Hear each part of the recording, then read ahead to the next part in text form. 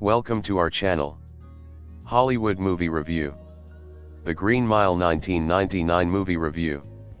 The Green Mile is a 1999 American fantasy drama film written and directed by Frank Darabont and based on the 1996 novel by Stephen King.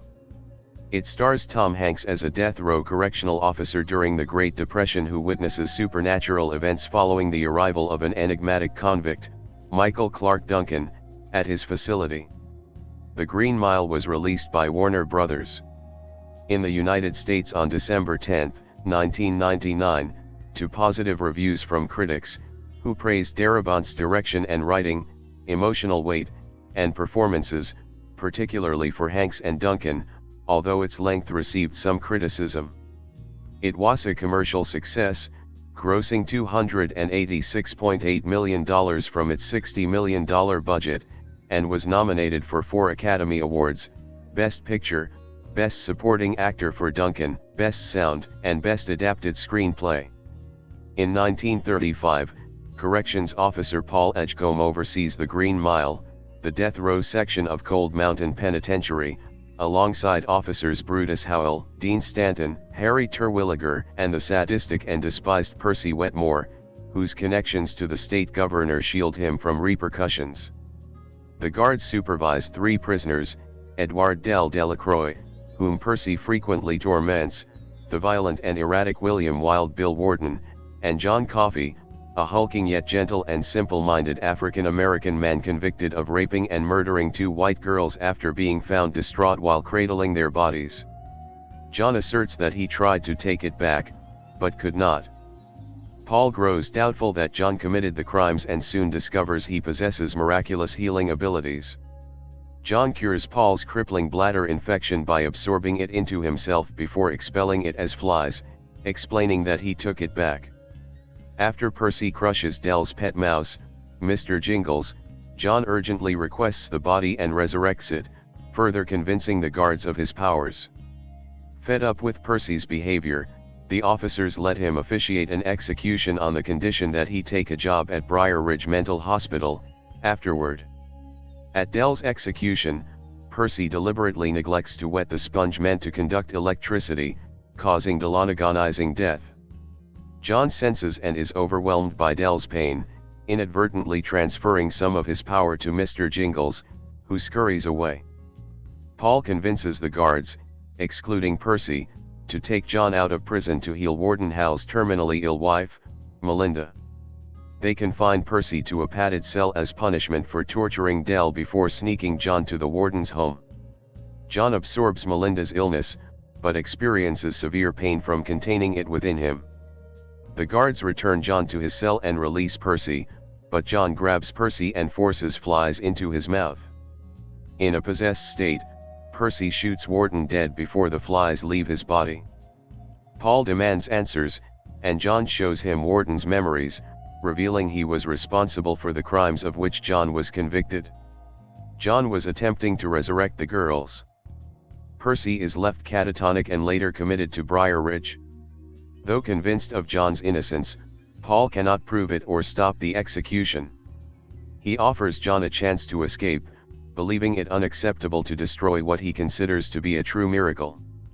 John, however, exhausted by the constant pain he endures from sensing the suffering and ugliness that people inflict on each other, chooses to die. His last request is to watch a movie, never having seen one before, so he, Paul, and the other officers watch Top Hat, 1935. When John is taken to be executed, he tells the guards of his recent dream, in which he and the 2 girls are safe and happy. John is saddened by the hatred he feels from those in attendance, who still believe him to be guilty, but Brutus encourages him to focus on the guards, who do not hate him. John requests not to wear a hood because he is afraid of the dark. Paul briefly takes John's hand before the tearful officers reluctantly carry out the execution. In 1999, Paul, now 108 years old, watches Top Hat and, upon being reminded of the events, recounts John's story to his friend Elaine, revealing that it was the last execution he and Brutus performed before transferring to juvenile corrections. Elaine is stunned when Paul reveals that Mr. Jingles is still alive. She calls Paul's longevity a miracle, but he sees having outlived all his loved ones as a divine punishment for allowing John to die. Sometime later, after Elaine dies, Paul wonders how much longer he will live if a mouse's life could be so significantly extended, lamenting, "Sometimes, the Green Mile seems so long." Frank Darabont said that John Coffey represents those extraordinary, visionary souls that come along in human history from time to time, that the rest of us feel compelled to exterminate. "I've always found it extraordinary that we just can't seem to accept the message of peace and love. It's not such a crackpot notion.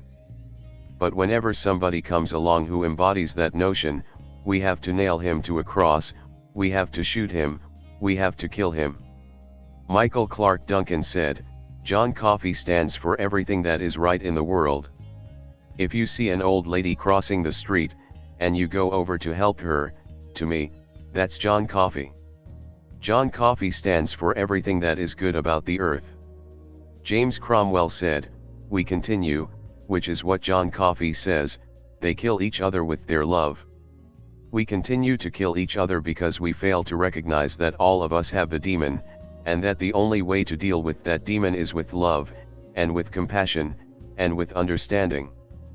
Frank Darabont adapted Stephen King's novel, The Green Mile, into a screenplay in under 8 weeks. The film was shot at Warner Hollywood Studios, West Hollywood, California, and on location in Shelbyville, Tennessee, Blowing Rock, North Carolina, and the Old Tennessee State Prison. The interior sets were custom built by production designer Terrence Marsh. "We tried to give our set a sense of space, a sense of history, and a sense of mystery, in a way. We chose the elongated cathedral-like windows because there is a very mystical element in this movie, a supernatural element. It presented us with lots of opportunities," he said. The electric chair was also a bespoke design, and was inspired by real prisons that have the device. The film title refers to the stretch of green floor in the hallway that the inmates walk down before they are to be executed by the electric chair. Tom Hanks and Darabont met at an Academy Award luncheon in 1994. Stephen King stated he envisioned Hanks in the role and was happy when Darabont mentioned his name. Hanks was originally supposed to play elderly Paul Edgecombe as well, but the makeup tests did not make him look credible enough to be an elderly man. Because of this, Dabs Greer was hired to play the older Edgecombe in his final film role. Michael Clark Duncan credited his casting to Bruce Willis, with whom he had worked on the film Armageddon 1 year earlier. According to Duncan, Willis introduced him to Darabont after hearing of the open call for John Coffey. Basketball player Shaquille O'Neal has stated he turned down the role of John Coffey. Josh Brolin was considered for the role of William Wild Bill Wharton. David Morse had not heard about the script until he was offered the role. He stated he was in tears by the end of it. Darabont wanted James Cromwell from the start, and after he read the script, Cromwell was moved and agreed. The official film soundtrack, music from the motion picture The Green Mile, was released on December 19, 1999, by Warner Sunset Records. It contains 37 tracks, primarily instrumental tracks from the film score composed and conducted by Thomas Newman. It also contains 4 vocal tracks, Cheek to Cheek by Fred Astaire, I Can't Give You Anything But Love, Baby by Billie Holiday, Did You Ever See a Dream Walking? By Gene Austen, and Charmaine by Guy Lombardo and his Royal Canadians. In the United Kingdom, the film's distributors wished for The Green Mile to receive a 15 certificate from the British Board of Film Classification, BBFC, but they instead gave it an 18 rating, their strictest mainstream certificate, citing the film's strong horror. After the distributors asked the BBFC to reconsider, the board's presidential team viewed the film but again agreed that 18 was the appropriate certificate for the film. BBFC director Robin Duvall said, "We can't give in. If we did, we would not be seen as independent. We would lose our credibility." In the United States and Canada, The Green Mile opened on December 10, 1999, in 2,875 theaters and grossed $18 million in its opening weekend, placing second at the box office, just behind Toy Story 2 with $18.2 million, although Warner Brothers insisted that The Green Mile was the #1 film. However, it did finish first for the week with $23.9 million compared to Toy Story 2's $22.1 million. It remained at #2 in its second weekend and in the top 10 for 10 weeks but never reached #1 for the weekend. It went on to gross $136.8 million in the United States and Canada and $150 million in other territories, bringing a worldwide total of $286.8 million, against its production budget of $60 million. It was the second highest grosser in Japan for the year with a gross of $55.3 million. On Rotten Tomatoes, The Green Mile holds an approval rating of 78% based on 134 reviews with an average rating of 6.80/10. The website's critics' consensus states, though The Green Mile is long, critics say it's an absorbing, emotionally powerful experience. At Metacritic, the film has a weighted average score of 61 out of 100, based on 36 critics, indicating generally favorable reviews. Audiences polled by CinemaScore gave the film an average grade of A on an A+ to F scale. Film critic Roger Ebert gave the film 3.5 out of 4 stars, writing, "The film is a shade over 3 hours long. I appreciated the extra time, which allows us to feel the passage of prison months and years. It tells a story with beginning, middle, and vivid characters, humor, outrage, and emotional release." Writing for Entertainment Weekly, Lisa Schwartzbaum also took note of the film's length, but praised Tom Hanks' superior performance and Darabont's direction. Darabont's style of picture-making is well matched to king-size yarn spinning. "The director isn't afraid to let big emotions and grand gestures linger," she said. San Francisco Chronicle's Edward Guthman thought the cinematography was handsome, and the music was florid and melodramatic. He added, "Darabont is such a committed filmmaker, and believes so earnestly and intensely in the stories he puts on screen." Desson Thompson of The Washington Post called the storytelling brilliant, and said from its deceptively easygoing beginning to the heart-wrenching finale, The Green Mile keeps you wonderfully high above the cynical ground. Some critics had a less positive response. Kirk Honeycutt of The Hollywood Reporter opined, "By inflating the simple story with a languorous pace, pregnant pauses, long reaction shots and an infinitely slow metabolism, Darabont has burdened his movie version with more self-importance than it can possibly sustain."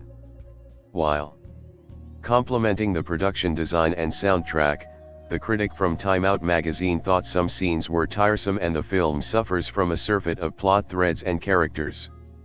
Writing for the BBC, Clark Collis criticized the film's length and pacing. David Anson of Newsweek thought The Green Mile was weaker than Darabont's previous film, The Shawshank Redemption, 1994. He stated, "The Green Mile is a lumbering, self-important 3-hour melodrama that defies credibility at every turn." Stephen King praised the film adaptation, though he felt it was a little soft in some ways. He added, "I like to joke with Frank that his movie was really the first R-rated Hallmark Hall of Fame production. For a story that is set on death row, it has a really feel-good, praise the human condition sentiment to it. I certainly don't have a problem with that because I am a sentimentalist at heart." The depiction of coffee was considered among some in the African American community to be somewhat of an embarrassment, even among those who enjoyed the film. Such viewers saw coffee to be too complacent in being seen as one more black rapist and as having a shallow backstory. Death row prison guard Paul Edgecombe, Hanks, and his kind-hearted colleagues on E Block's Green Mile, the path from the cells to the electric chair, have their routine disrupted by new inmates, a friendly mouse, a maliciously unprofessional co-worker and a series of supernatural events.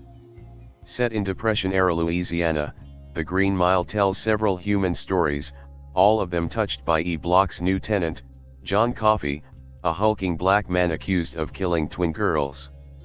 The more his captors get to know this gentle giant, the more they're convinced of his innocence. John soon displays a miraculous gift of healing, creating internal conflict for the men who must oversee his execution. Based on a story by horror scribe Stephen King, this 3-hour film has a lot going for it. Motifs of good versus evil dominate, contrasting warm, selfless characters with others who personify humanity's ugliness. It also credits God with endowing miracle workers. What's disappointing about The Green Mile is its abrasive flip side. The same people who acknowledge divine power are quick to use God's name profanely. Obscenities, as well as ribald sexual and anatomical references, tarnish the dialogue. Graphic depictions of urination, erotica, and violence, brutal electrocutions the most unsettling, could have left more to the audience's imagination. Despite moments of uplift, The Green Mile suffers from harsh elements and a frustratingly bittersweet climax. Some great scenes, but the lasting impression is like heartburn after a fairly satisfying meal. The Green Mile finds writer-director Frank Darabont operating in two modes, that of a sentimentalist and an unyielding cynic. Darabont has given us stirring examples of each mode. In the former, he explored hopeful stories such as The Shawshank Redemption, 1994, and The Majestic, 2001, whereas his latter mode isolated and confronted his audience with The Mist, 2007, an unforgettably grim horror picture. But his 1999 film, one of Darabont's many adaptations of a Stephen King text, finds an uncommon balance between his occasional Capra-esque optimism and his capacity for bitter despair. Many have censured The Green Mile for its more earnest scenes and the limited characterization of its sole black character, and while I wrestle to defend the film against such critiques, I must acknowledge that the power of its drama is immersive and moves me. More compelling, however, is Darabont's willingness to present the story as another feel-good prison film, but instead, he delivers a saddening tale of spiritual uncertainty. Far less uplifting than his other maudlin efforts, The Green Mile is a film of extreme poles, comfortably pleasant in one moment and appallingly cruel the next. Though it might have been reduced to a mushy, touching crowd-pleaser, Darabont's willingness to explore the darker regions of King's story distinguish it. Not long after The Green Mile was published in 1996, Darabont approached King about acquiring the rights. 2 years earlier, Darabont had released The Shawshank Redemption at Warner Bros. With underwhelming box office performance. Regardless, it received 7 Oscar nominations and became a major success on home video and in cable television markets. Repeated at-home viewings raised the film to a cult status and, over time, it was celebrated as a favorite among viewers. It soon earned the #1 spot on IMDb's user-voted list of the top 250 films, which it maintains to this day. Given the belated renown of The Shawshank Redemption, Darabont received a wider berth with The Green Mile, including a budget of $60 million, a dream cast, and a luxurious 3-hour runtime, all for a film that proves quite bleak. Even so, the result performed well during the December holiday season, earned accolades for relative newcomer Michael Clarke Duncan, and secured 4 Oscar nominations, including Best Picture. In some critical circles, reviewers took Darabont to task for the saccharine, feel-goodness of his work. Writing in film comment, Dave Kehr criticized the film's geniality and described the inmates as having the fuzzy huggableness of hand puppets. Just as many critics assessed The Shawshank Redemption as an oddly pleasant film for a story about life in prison, a few writers, standing out in the majority of positive assessments, would reduce The Green Mile to feel-good entertainment. The critical notion of The Green Mile's syrupy condition has always confused me. Even though it contains moments of sentimentality, it is a bleak tale. Here's a story with devastating jolts of emotion, including 3 electric chair executions, each of them horrific to varying degrees, animal cruelty, prison violence, and an ending that leaves its protagonist in a perpetual state of foreboding and existential crisis. It's a 3-hour commercial film whose tension remains unresolved to rather gloomy and inauspicious effect. The story is told by the elderly Paul Edgecombe, Dabbs Greer, who lives inside a senior living center. The overhead music, the Mantovani Orchestra's performance of Charmaine, the same music played in the mental institution in One Flew Over the Cuckoo's Nest, 1975, draws a sinister comparison, underscoring the questions that have tormented and imprisoned him. He tells a fellow inmate, Elaine Connolly, about his time in the 1930s as a guard at the Louisiana State Penitentiary's death row, the E-block nicknamed the Green Mile for its olive floors. Though moments of humor do occur, and the sedate intensive care ward mannerism on the Green Mile seems calmer and gentler than your average prison film, the narrative that unfolds has never left me feeling happy or sedated as a viewer. The guards are mostly decent men, including the towering Brutus Brutal Howell, David Morse, the family man Dean, Barry Pepper, and the older Harry Terwilliger, Jeffrey DeMunn. They're headed by Edgecombe, Tom Hanks, who leads an idyllic, empty nest life with his supportive spouse, Jan, Bonnie Hunt.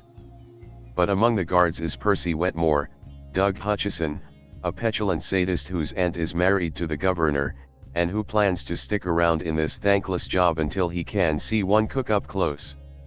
Behind bars and waiting for a turn in the electric chair, dubbed Old Sparky, the prisoners consist of a quiet Native American, Graham Greene, a crack trustee, Harry Dean Stanton, and the regretful Cajun Edouard Delacroix, Michael Jeter, outstanding, who eventually befriends a pet mouse, teaches it a few modest circus tricks, and names it Mr. Jingles.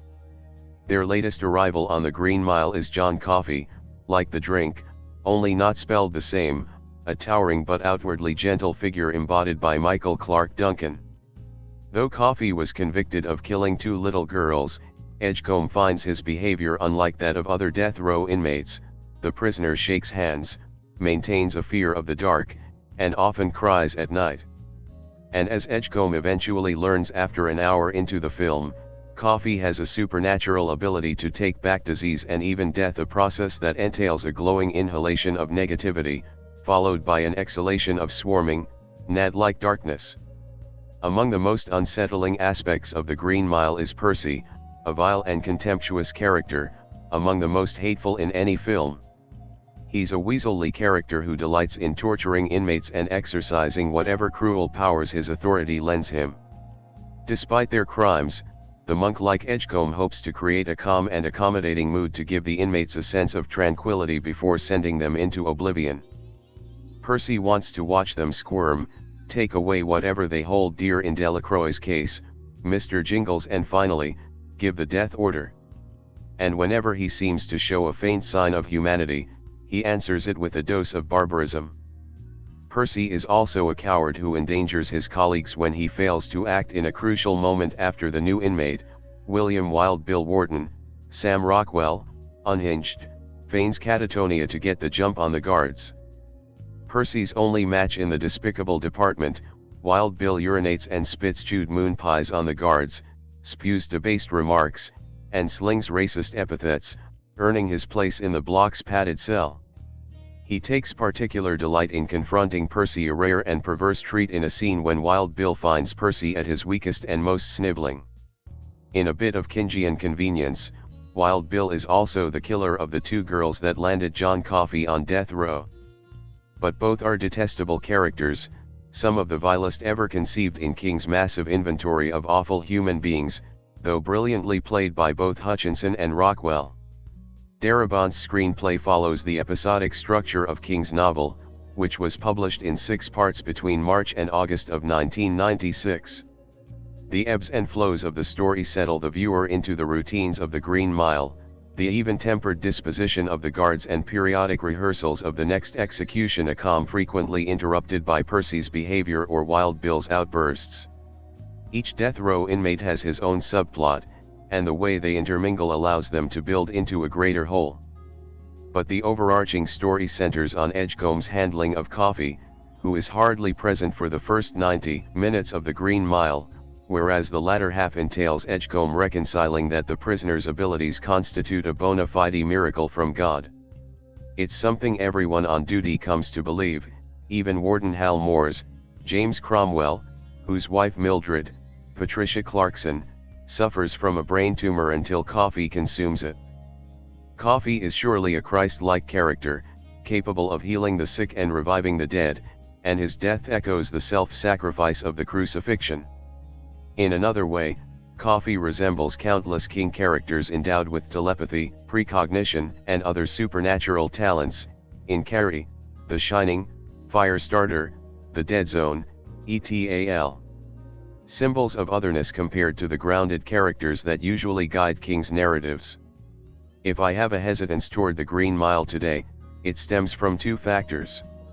The first belongs to Darabont's occasional cornball sensibilities, which present a greater contrast to the grim material of this film than his even-toned approach on The Shawshank Redemption, and therefore stand out more. Death, execution, wrongful imprisonment, and blotting out one of God's miracles each present stark ideas, but Darabont contrasts those ideas with a rather pleasant death row experience. King told author Tony Magistral, "I like to joke with Frank that his movie was really the first R-rated Hallmark Hall of Fame production." While that comparison may be too narrow, there remains a certain easygoing atmosphere to the film, one that proves effortless for the viewer to settle into and absorb. It is both a problem given the subject matter and a strength given how the 3-hour-plus runtime breezes by. More distracting is how Darabont handles John Coffey's take-it-back scenes. In each of the 4 times that Coffey uses his abilities, on Edgecombe's infected urinary tract, to resurrect Mr. Jingles, to take away Melinda's tumor, and to punish Percy, Darabont uses similar camera movements. The close-ups that show Coffey's hand or mouth glowing as he uses his power, followed by his heaving of the dark material into the air, are accompanied by Thomas Newman's twinkling score and a God's eye view camera angle that floats upward as Coffey expels the sickness or death. For a film that spends much of its time grounded in medium shots on the death row corridor, these flourishes feel unduly fanciful. The second factor pertains to the prevalent discussion around the film as a site of the so-called magical Negro, where a saintly black man or woman, usually a man, helps their white counterpart to deal with the central conflict of the film. Usually, the magical Negro has a spiritual quality, using his folksy wisdom and moral superiority as a member of the repressed to assist or offer crucial advice that helps the white character. The conflicts in these situations emerge from the white character's perspective, whereas the person of color remains supplementary in his otherness. It is most commonly a matter of some spiritual consequence, as opposed to a tactile dilemma to overcome, allowing the magical Negro to offer their angelic guidance to relieve the white character's crisis of the soul. Along with characters in films such as Cuba Gooding Jr. in What Dreams May Come, 1998, and Will Smith in The Legend of Bagger Vance, 2000, Coffey unquestionably fits this racial stereotype. As the only significant black character in the film, Coffey is described as monstrous big but an imbecile who is nonetheless good-hearted and, of course, endowed with supernatural abilities. Those abilities, combined with his reassurance of Edgecombe in the finale, resolve most of the tensions in the film, which is told from Edgecombe's point of view. However, though Coffey may absolve Edgecombe of any wrongdoing by allowing the wrongful execution to take place, he does not completely remove Edgecombe's spiritual conflict. If there's any consolation in watching The Green Mile as a text of racial representation, it's that the imprint of Coffey has lasted long after Edgecombe's 100th birthday. Edgecombe asks Coffey, "On the day of my judgment, when I stand before God, and he asks me why did I kill one of his true miracles, what am I gonna say? That it was my job." Coffey offers some comforting words at the time, but he has also infected Edgecombe with a long life. In the bookend scenes when Edgecombe tells his story, he reveals his curse: he has lived to 108 and will continue to outlive his loved ones, doomed to a life of reflection about his choice to execute Coffey and wonder if it was the right decision. Will God forgive him? There is no clear answer. The Green Mile leaves a lasting stain on the protagonist. He continues unsettled and guilt-ridden, stuck on his personal death row. "Sometimes the Green Mile seems so long," he says in the final line, underlining that Edgecombe cannot wait for his death. It's a grim conclusion for a film often considered to be overly sentimental and pandering to the audience, which is a reaction I have never understood. This is a film that leaves its protagonist in limbo, questioning, and certainly doubtful, that he will make it into heaven. Evidently, Coffee's ability to resolve the hero's conflict did not work, and Edgecombe has been left in a state of existential dread. What is so pandering about an old man fated to live out his many years in a state of mental anguish? But the Green Mile also buries the historical reality that Coffee was probably railroaded into a conviction because of his race. A single scene in which Edgecombe visits Coffee's defense attorney, Gary Sinise, to determine the convict's guilt reveals that he didn't receive the best defense. Sinise's character draws a comparison between a black man and a mongrel dog, suggesting that both should be handled with swift violence when they misbehave, revealing the pervasive racism of the South. Although technically part of the text, the discussion of Coffee's race as it relates to his predicament has been reduced to this single scene, whereas the extra text has more to offer. After all, the period and setting were hostile for people of color. In the reality of the Jim Crow South, Coffee may have been lynched as opposed to imprisoned. Still, the film acknowledges, in a roundabout way, that due to the place and time, any attempt at freeing or fighting for Coffee would be impossible for Edgecombe. Racism is ingrained into the culture, and Edgecombe is helpless to fight it. But the fact that the racism of the South becomes part of the milieu, if an underemphasized part, is both troublesome for its limited representation and something the viewer cannot deny exists within the film. In some small measure, The Green Mile confronts the racist South, suggesting that its consequence has left a permanent brand on Edgecombe that shows no immediate sign of fading.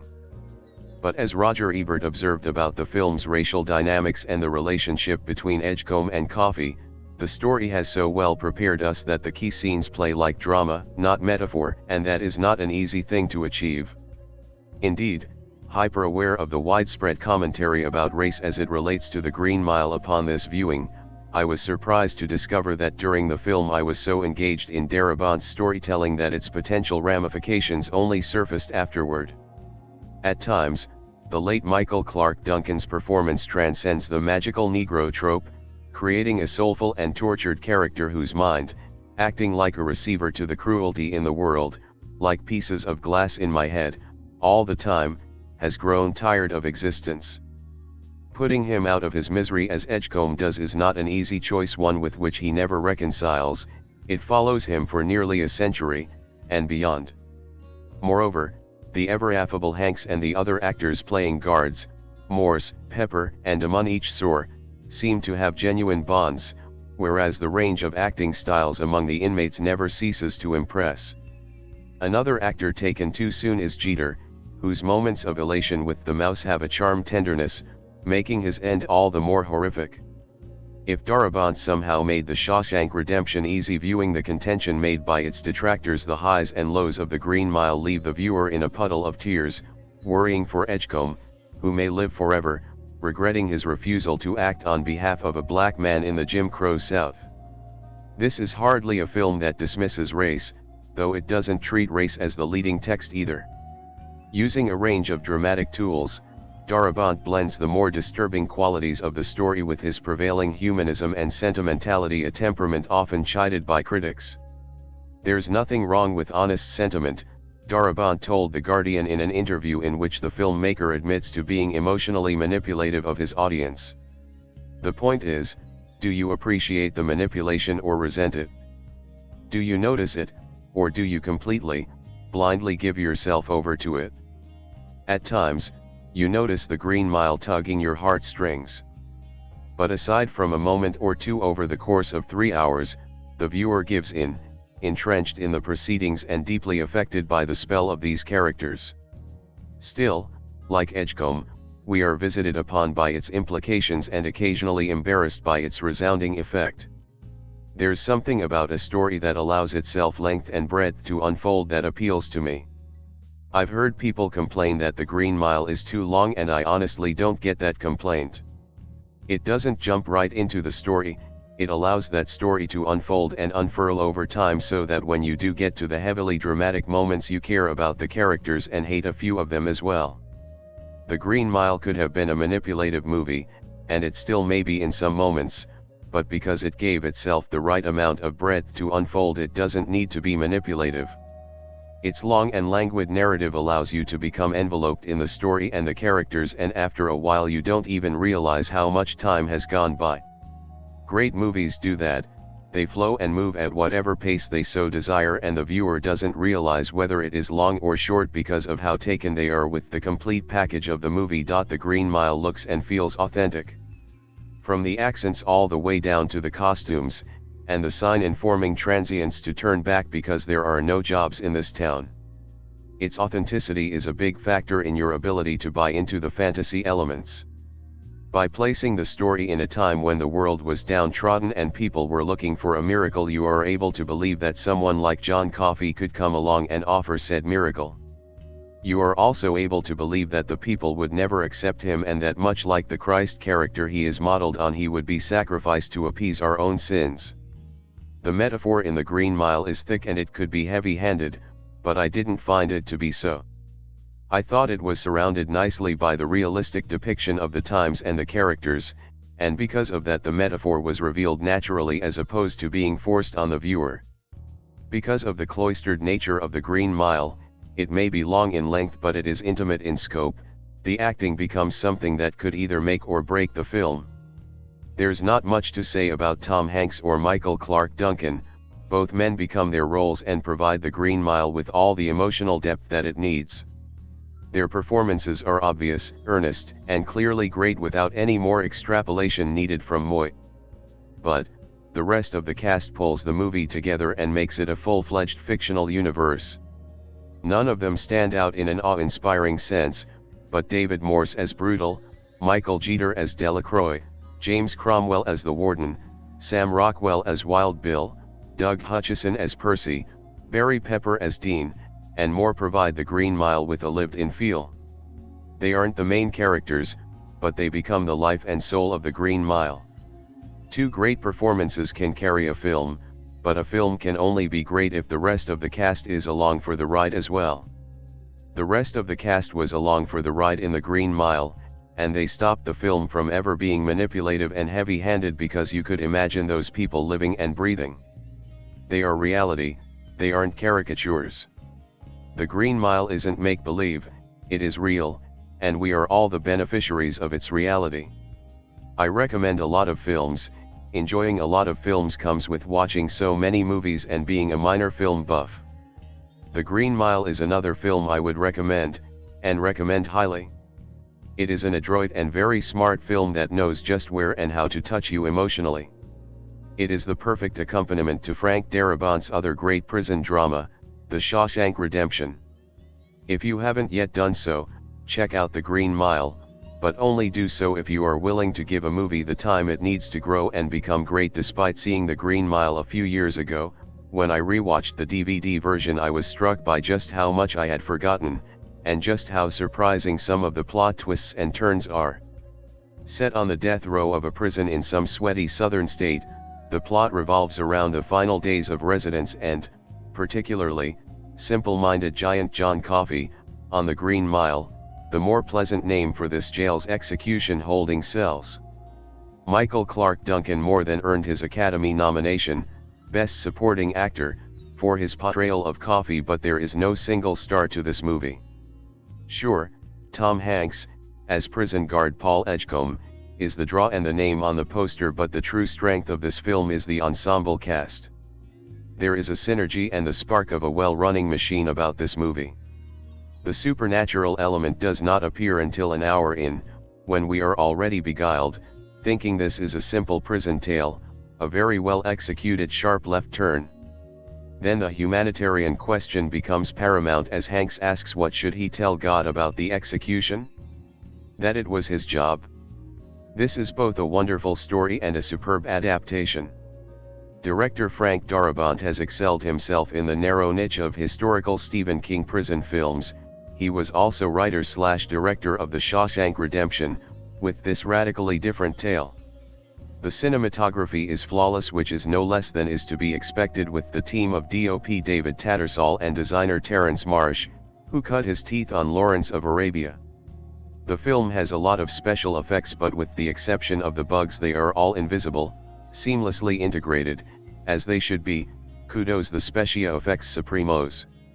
If I had to offer a criticism, it would be that one soft focus scene with the governor's wife puts sugar on the jam, rendering it almost saccharine. But that is a tiny criticism, and I had to look hard to come up with that. An almost perfect picture. If you haven't seen it, why not? With this new 2-disc DVD edition you have no excuse. We think of this place like an intensive care ward of a hospital. So says Paul Edgecombe, who is in charge of death row in a Louisiana penitentiary during the Depression. Paul, Tom Hanks, is a nice man, probably nicer than your average Louisiana death row guard, and his staff is competent and humane, all except for the loathsome Percy, whose aunt is married to the governor, and who could have any state job he wants, but likes it here because he wants to see one cook up close. One day a new prisoner arrives. He is a gigantic black man, framed by the low-angle camera to loom over the guards and duck under doorways. This is John Coffey, like the drink, only not spelled the same, and he has been convicted of molesting and killing 2 little white girls. From the start it is clear he is not what he seems. He is afraid of the dark, for one thing. He is straightforward in shaking Paul's hand, not like a man with anything to be ashamed of. This is not a good summer for Paul. He is suffering from a painful infection, and suffering, too, because Percy, Doug Hutchison, is like an infection in the ward. The man is mean, careless and stupid. That's a bad combination in a place like this. Paul sees his duty as regulating a calm and decent atmosphere in which men prepare to die. The Green Mile, so called because this death row has a green floor, is based on a novel by Stephen King, and has been written and directed by Frank Darabont. It is Darabont's first film since The Shawshank Redemption in 1994. That, too, was based on a King prison story, but this one is very different. It involves the supernatural, for one thing, in a spiritual, not creepy, way. Both movies center on relationships between a white man and a black man. In Shawshank the black man was the witness to a white man's dogged determination, and here the black man's function is to absorb the pain of whites, to redeem and forgive them. By the end, when he is asked to forgive them for sending him to the electric chair, the story has so well prepared us that the key scenes play like drama, not metaphor, and that is not an easy thing to achieve. The movie is told in flashback as the memories of Paul as an old man, now in a retirement home. The math doesn't quite work out, he admits at one point, and we find out why. The story is in no haste to get to the sensational and supernatural. It takes at least an hour simply to create the relationships in the prison, where Paul's lieutenant, David Morse, is rock solid and dependable, where the warden, James Cromwell, is good and fair, and where the prisoners include a balmy coot named Delacroix, Michael Jeter, and a taunting monster named Wharton, Sam Rockwell. Looming over all is the presence of John Coffey, Michael Clark Duncan, a man whose own lawyer says he seems to have dropped out of the sky. Coffey cannot read or write, seems simple-minded, causes no trouble and exudes goodness. The reason Paul consults the lawyer is because he comes to doubt this prisoner could have killed the little girls. Yet Coffey was found with their broken bodies in his huge arms. And in Louisiana in the 1930s, a black man with such evidence against him is not likely to be acquitted by a jury. We might indeed question whether a Louisiana death row in the 1930s would be so fair and hospitable to a convicted child molester, but the story carries its own conviction, and we go along with it. There are several sequences of powerful emotion in the film. Some of them involve the grisly details of the death chamber, and the process by which the state makes sure that a condemned man will actually die. Harry Dean Stanton has an amusing cameo as a stand-in at a dress rehearsal with the electric chair. One execution is particularly gruesome and seen in some detail. The R rating is earned here, despite the film's generally benevolent tone. Other moments of great impact involve a tame mouse which Delacroix adopts, a violent struggle with Wharton, and his obscene attempts at rabble-rousing, and subplots involving the wives of Paul, Bonnie Hunt, and the warden, Patricia Clarkson. But the center of the movie is the relationship between Paul and his huge prisoner Coffey. Without describing the supernatural mechanism that is involved, I can explain in Coffey's own words what he does with the suffering he encounters. I just took it back, is all. How he does that and what the results are, all set up the film's ending, in which we are reminded of another execution some 2,000 years ago. I have started to suspect that when we talk about good acting in the movies, we are really discussing two other things: good casting and the creation of characters we react to strongly. Much of a performance is created in the filmmaking itself, in photography and editing and the emotional cues of music. But an actor must have the technical and emotional mastery to embody a character and evoke him persuasively, and the film must give him a character worth portraying. Tom Hanks is our movie everyman, and his Paul is able to win our sympathy with his level eyes and calm, decent voice.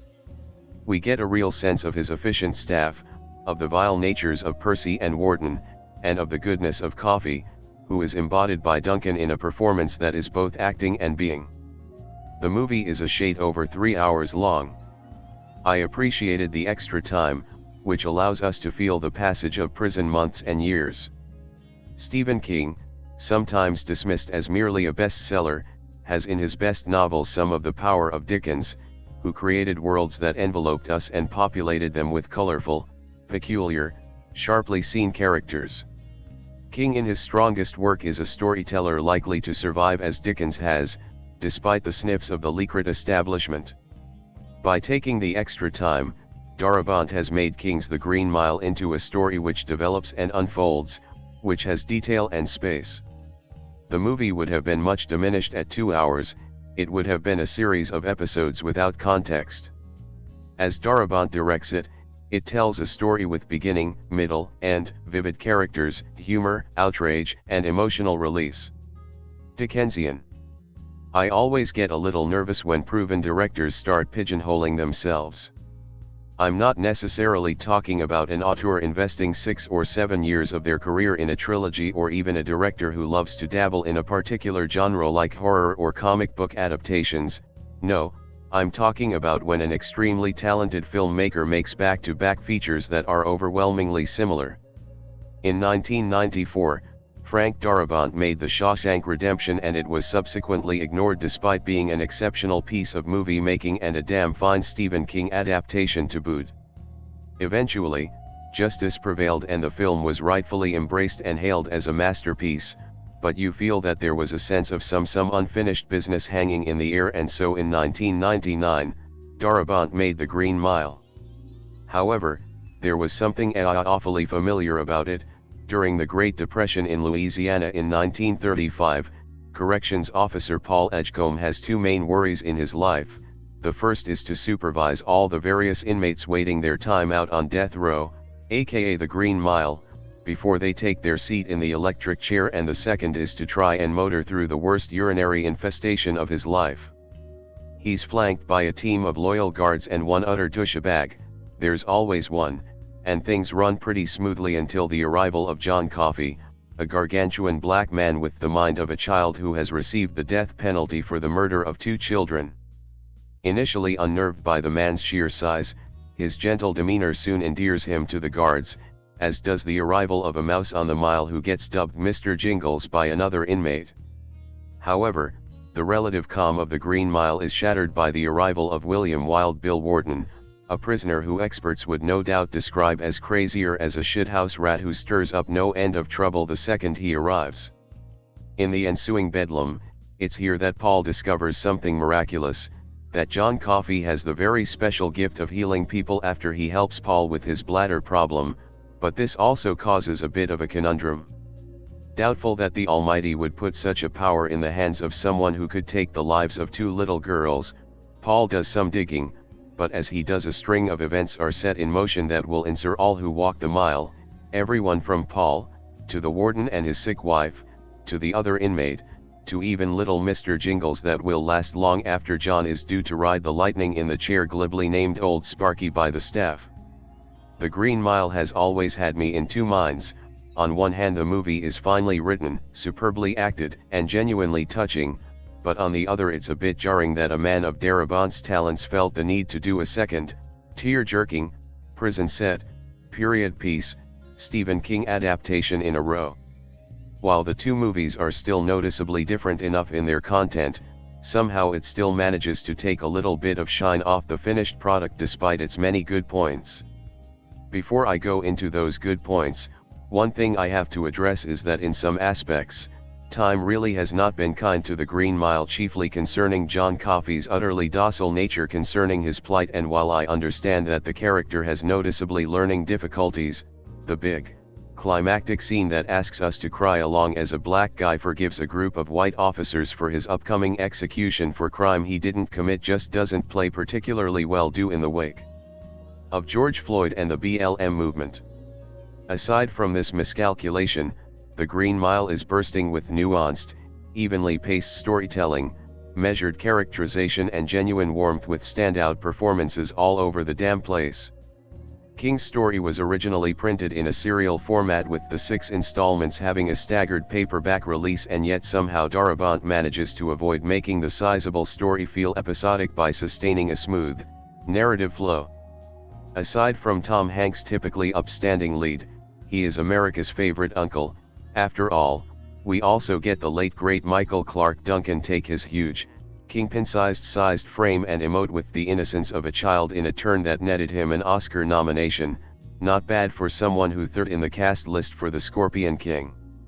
On top of that we get an impressively punchable turn from previous X-Files villain Doug Hutchinson.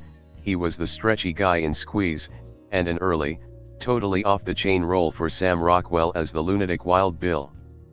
Perhaps The Green Mile's most impressive achievement is that its truly daunting 3-hour-plus runtime literally doesn't numb your derriere to the point that your legs fall off, and that Darabont has the confidence to let the story unfurl at its own pace, a talent that's become somewhat misused over the years. Everything all falls nicely into place, and there's even a memorable left turn into more familiar horror territory for King, with a highly memorable moment where an execution goes about as wrong as can be, with the screaming recipient being cooked alive by the surging current. But despite a script more solid than a wrecking ball and an awards-worthy cast, the biggest problem that The Green Mile has is that it's simply not The Shawshank Redemption, and the fact that it shares so many things in common only highlights how much better the previous film was. If the movie had been his third film, I wouldn't have this problem, but much like every Michael Mann thriller made after Heat, it can't help but suffer with any comparison. Here's another entry for Table 9 Mutants IMDb Top 250 Challenge. I have been having so much fun with this, revisiting some movies, checking them all for her. Some of them I have been meaning to look into again for so long, and now I finally have the driving factor. This is a movie that I hold most dear, who lived up to every inch of the book, proving that you can, in fact, adapt a book successfully if you just know what you are doing. The Green Mile is an absolutely stunning tale of the supernatural, faith, the strange things, horror, hope, miracles and all sorts of things. Naturally, when it begins, you don't really know what is coming. I mean, Stephen King is renowned for horrors, but what some people forget is that he is an exceptionally talented author who has more skills than just to terrify the pants off of you. From his strange mind he brought us an account, one that makes you smile, one that makes you sad, one that evokes anger and pity all at once. John Coffey is portrayed by Michael Clarke Duncan, R.I.P., and I think he was superbly cast to play the giant that was accused of the disgusting slayings of 2 young girls. He is a monster of a man, not the most intelligent person in the world, but shy, wholesome and well-mannered, very incongruent to the hulking monstrosity his physical exterior represents. Coffey's character can only grow on you, and if it does not, then there is something fundamentally flawed in you. He was pure innocence in a world of cruelty, anger, and hatred, and even though he was wronged, he did not take it out on anyone once. I loved the relationship he developed with the guards Paul Edgecombe, Tom Hanks, Brutus Brutal Howell, David Morse, Dean Stanton, Barry Pepper, and Harry Terwilliger, James Damon. It was great to see how they interacted with this man on death row. Then there was Tom Hanks, again pulling together a great drama role right here as Paul, the man who had to get to the bottom of whatever was going on, who was drawn in and fascinated by Coffey, a peaceful and pure human being. Naturally not everyone was going to be so nice, and Doe Hutchison did a fine job as Percy Wetmore. In other words, I really did just want to climb over somewhere and kill him. He was inhumane, he was cruel, and he deserved so much more than a big, fat slap. He was revolting and evil to the core, and was intent on throwing his weight around and bullying everyone no end. People like that sicken me, and he was incredibly convincing, always selfish, putting himself ahead and being resentful at every available opportunity. Sam Rockwell was simply brilliant as Wild Bill Wharton, and impressed me with his portrayal of the malicious and wicked man. He was undeniably cracked and never once let you forget about it. He was the very embodiment of what I expected from King's character. I also enjoyed David Morse, whom I find to be an underappreciated actor. He lent dignity and morals to Brutus and gave him real flesh and character. The movie's pacing was gradual though never boring, but you must not expect something gushing action in every scene, never relenting or letting you breathe. This is a film designed to make you chew over it, think about it and make decisions based on that. I enjoyed how the film was set in the 30s, and the appearance of the prison, the uniforms, the way of life, things was done so much differently. Coffee's gift being discovered was a thing of beauty. Paul had been suffering for a while with a severe bladder infection, and in a moment of fear and pain, coffee had healed him, fixed the problems. Such is the nature that shows that coffee is special, that he is amazing, and that he should not be where he is, though he is there now and will have to make the best of it.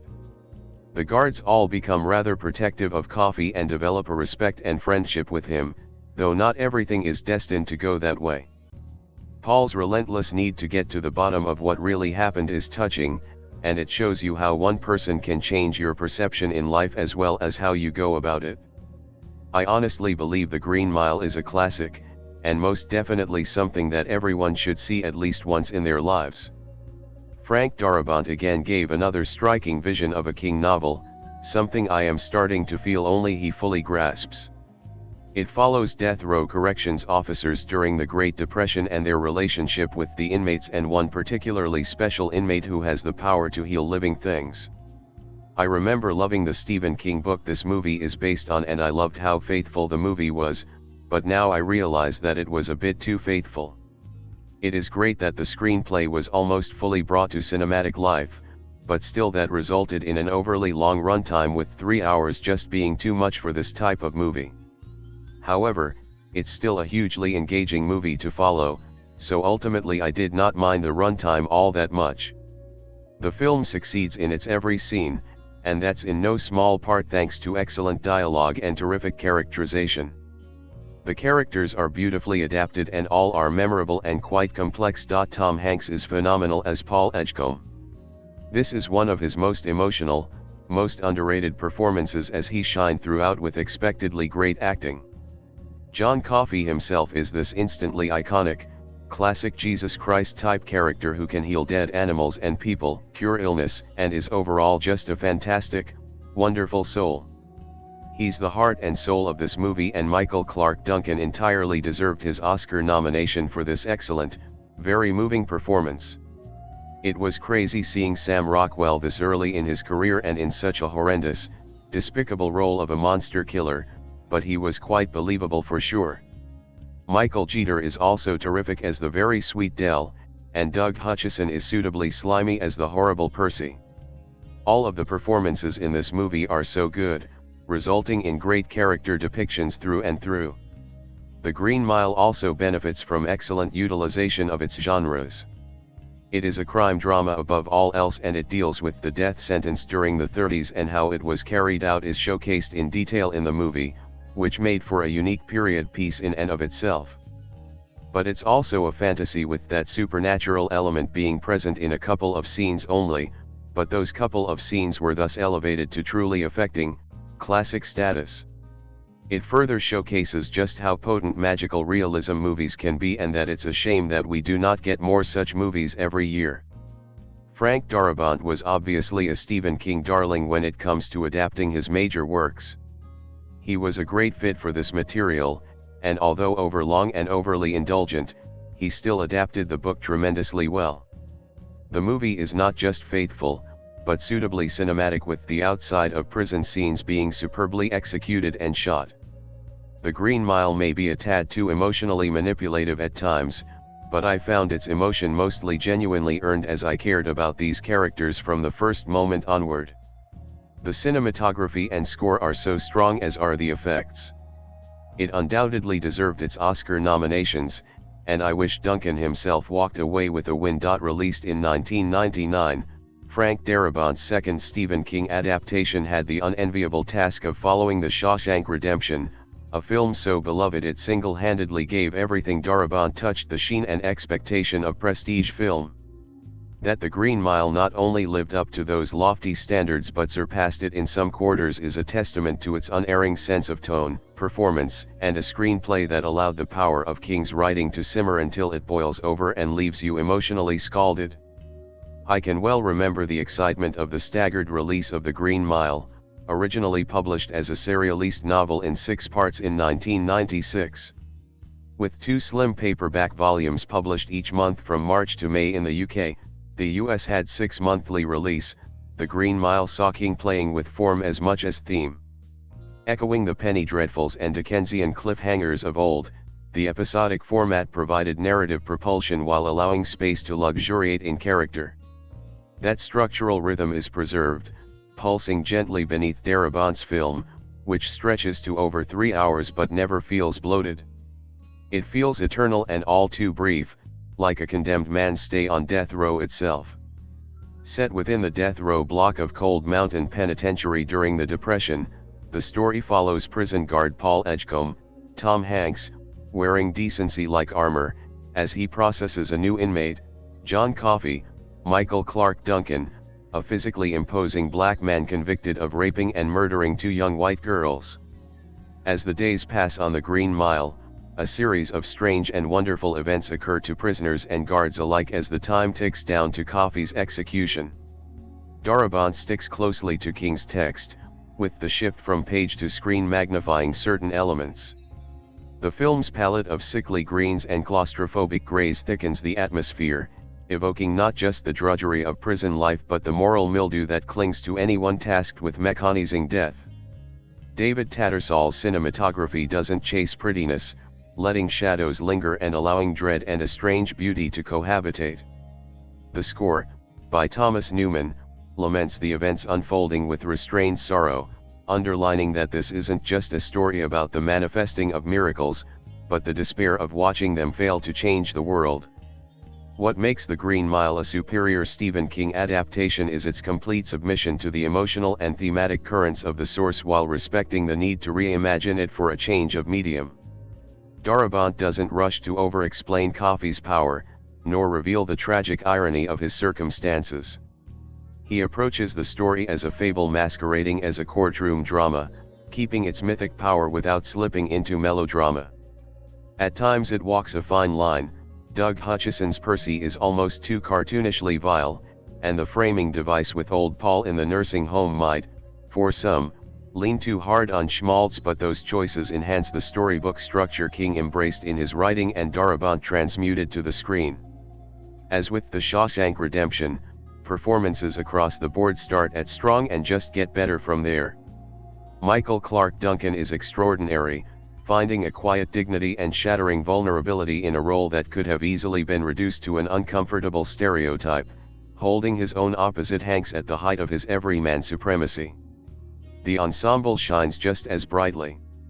David Morse's Brutus radiates a weary and wary compassion while Sam Rockwell's greasily unhinged performance steals nearly every scene he's in, and the likes of Graham Greene, James Cromwell, and King adaptation veterans William Sadler and Gary Sinise add class and gravitas to fill out the peerless ensemble. Unlike The Shawshank Redemption, which slowly found its acclaim through word of mouth and late-night television, The Green Mile arrived with expectation and left with accolades. It still hits with the same melancholic force decades later, speaking to something eternal in its construction. Where so many King adaptations get tangled trying to literalize the supernatural or strip it out entirely, The Green Mile understands that the horror isn't the miraculous powers, it's what the world does to the person who wields it.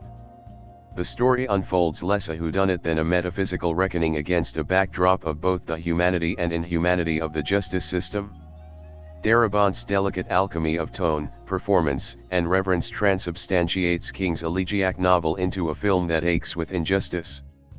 The Green Mile is a film about the unbearable burden of empathy, and how callously the world treats those that exemplify the quality.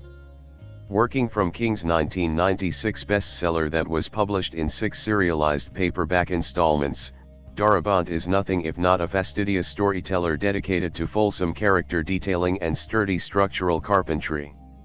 In this new film, as in Shawshank, the writer-director proves very adept at lighting numerous long fuses that burn slowly through the yarn's lengthy telling and finally pay off in some big moments, some more satisfying than others.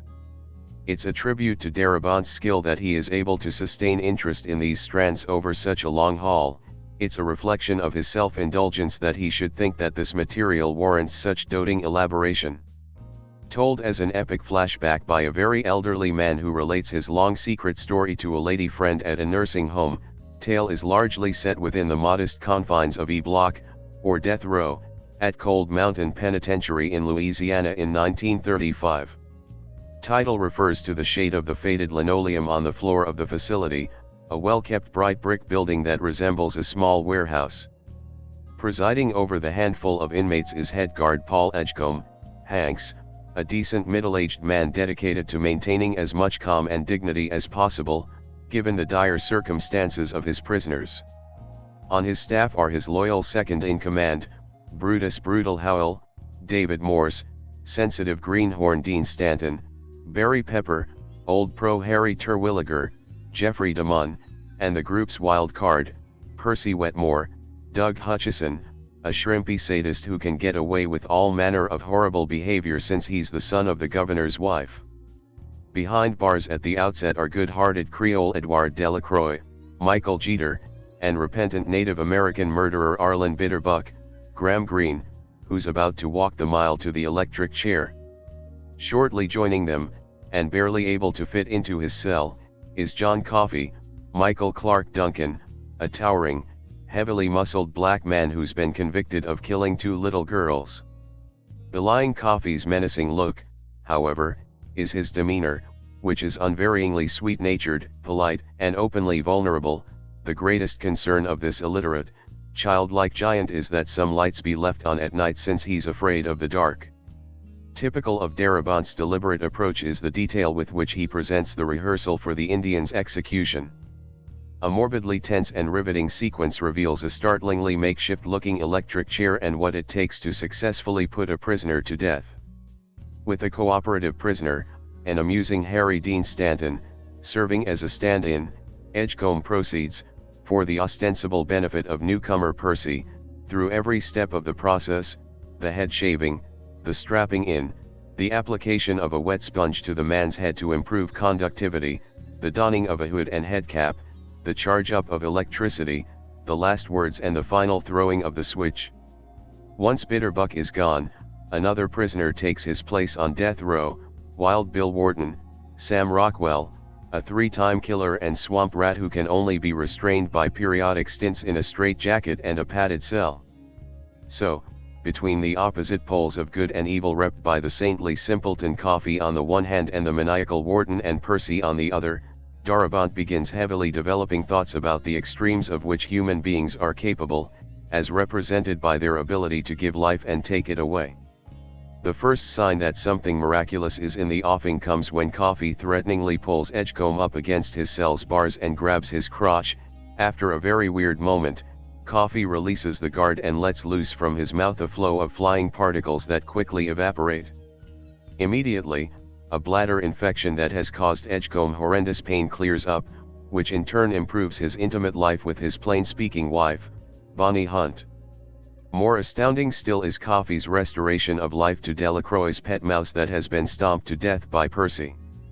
Circumstantial evidence to the contrary: how could such a man have killed 2 innocent girls, wonders Edgecombe, who has seen more than his share of guilty men in his lifetime.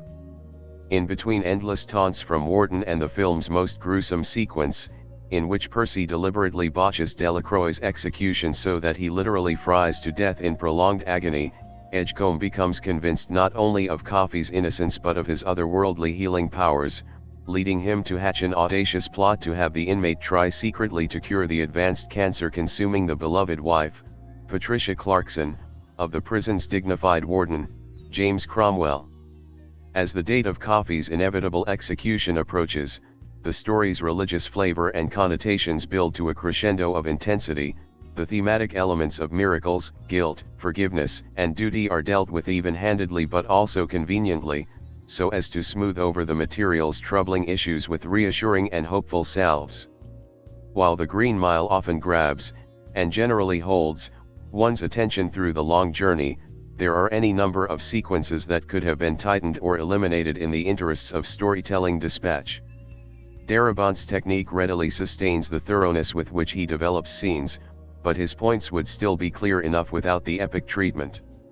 And while Hutchison and Rockwell create deliciously hateable figures of pure evil, and Duncan elicits appropriately massive sympathy with his pivotal performance as the agent of goodness, these characters never grow multidimensionally and are ultimately more symbolic than credibly real. All the same, the ensemble acting is of a high order. Hanks excels as the prison guard who is well balanced enough to nearly always handle his many troubles in proper, imaginative fashion. Along with Duncan, all the other actors playing doomed inmates get their big moments to shine, with Jeter blending courage with emotional fragility as Delacroix. Percy aside, the prison officials are all portrayed as fundamentally upstanding. Gary Sinise is commanding in his one scene as an attorney who gives his views on Coffey to Edgecombe. Despite the relatively cramped quarters of E Block, Pick isn't bothersomely confined or claustrophobic and looks terrific thanks to Terrence Marsh's outstanding production design, Karen Wagner's costumes and David Tattersall's lensing. Within individual scenes, Richard Francis Bruce's editing is impeccably precise in obtaining maximum values, while Thomas Newman's generally strong score occasionally slips over into overstressed grandeur. In 1935, Paul Edgecombe, Tom Hanks, is in charge of death row in an Alabama prison. They call death row in this particular prison the Green Mile because of the lime green floors. As if dealing with dangerous prisoners isn't bad enough, Paul is suffering from a painful bladder infection, and a power-hungry prison guard named Percy, Doug Hutchison, who's a sadist, and a bully. Some prisoners are less violent than others. Edward Delacroix, Michael Jeter, is a cajon. He finds a mouse, names him Mr. Bojangles, and trains the mouse to do tricks. The two people that join Del on death row are very violent. John Coffey, Michael Clark Duncan, is accused of killing two little girls. They found John holding the dead girls, clothes covered in blood. The second prisoner is a fast-talking psychopath called Wild Bill, Sam Rockwell, who is a serial killer. Paul sees John not as a killer, but a gentle childlike soul. John offers to help Paul with his bladder infection. He grabs Paul by the groin and touches him. Paul suddenly feels no pain in his groin and his bladder infection is healed. But things never quite settle down on the Green Mile. Percy steps on Mr. Bojangles and injures him, but John brings the dying mouse to life. Percy also purposely forgets to wet the sponge when he is taking the lead on Del's execution. The result is gruesome. Warden Hal Morse, James Comwell, wants answers for the botched execution. The warden is not in the best mood because his wife Melinda, Patricia Clarkson, is dying from a brain tumor. Paul is even more convinced that John is not a killer, given his healing of Paul's groin, and the mouse. Paul now wants to smuggle John out of the prison, and give him a chance to heal Melinda. Does Paul get John out of prison? Does John heal Melinda? Is John Coffey a killer? Or has the system convicted the wrong man? If John didn't kill the little girl, who did? This is a great movie because it works on two levels. It works on a literal level, as the story of a possibly innocent man, being wrongly convicted, or it works on a spiritual level, as a simple man, who inexplicably works miracles, while awaiting his death. The obvious spiritual comparison is John Coffey is Jesus Christ, but upon closer inspection, The Green Mile is a very superficial reading of the Jesus story. John Coffey, simple man, condemned to die, works miracles, laments the sinful world around him. Jesus, a simple carpenter, performed miracles, laments the sinful world, condemned to die for the sins of the world. But John Coffey's miracles seem like some kind of cheap parlor trick compared to Jesus. He sucks the hurtful thing out of the person's body, except Paul's groin, and coughs out powdery particles to signify that the person healed. John Coffey, unlike Jesus, gets tired after healing someone, and can never raise a person or animal from the dead, as Jesus did with Lazarus. I bet Stephen King's thought process began like this: what if Jesus was a big, black prisoner, on death row?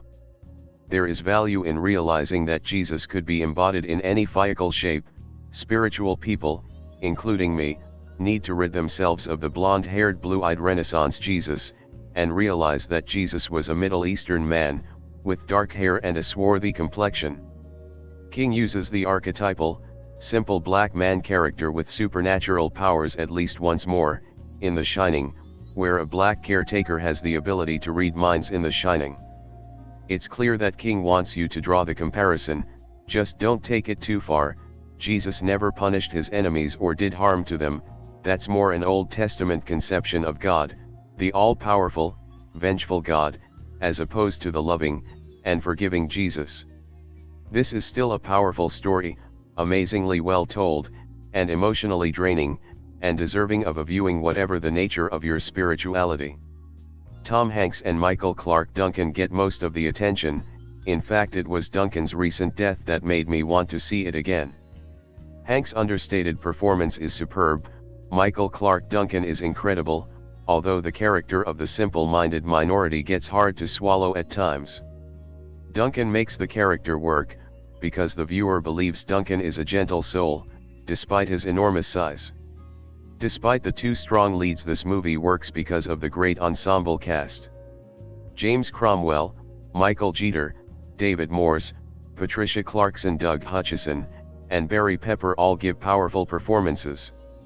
Sam Rockwell is a little ham-handed as Wild Bill, but it's still an intriguing performance to watch.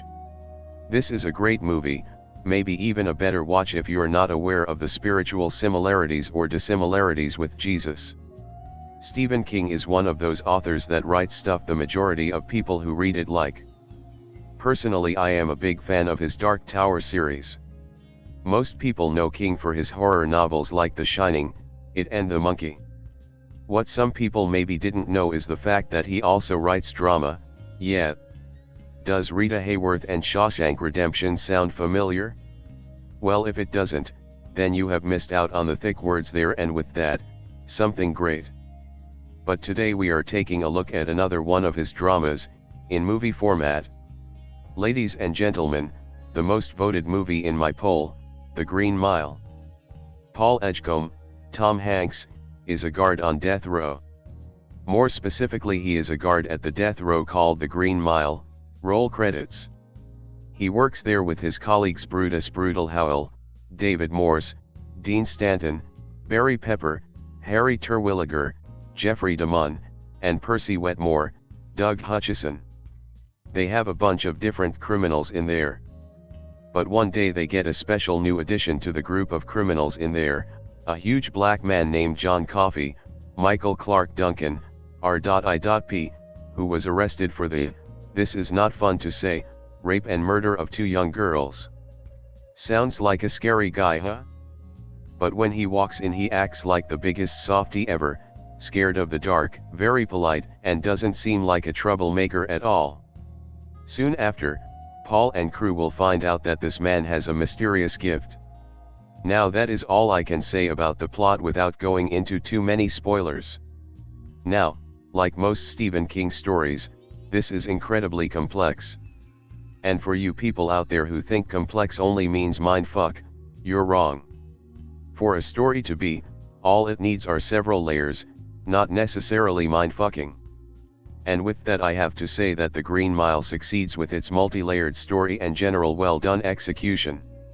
Not only is it a good story on paper, it is also really well done. But that is something director Frank Darabont is really good at, see Shawshank Redemption. With an original plot by Stephen King, an adapted screenplay and direction by Frank Darabont, the story comes together nicely. The characters in this movie have more layers to them than a wedding cake. Not only are they incredibly well written, but the actors are fantastic. I was especially impressed by Michael Clarke Duncan. That dude did a fantastic job in this movie. I was also happily surprised to see Barry Pepper in a really good role, considering he would do the worst movie I've ever seen 1 year later. One thing when it comes to the actors really surprised me. One of the inmates at the place was played by Sam fucking Rockwell. Wow.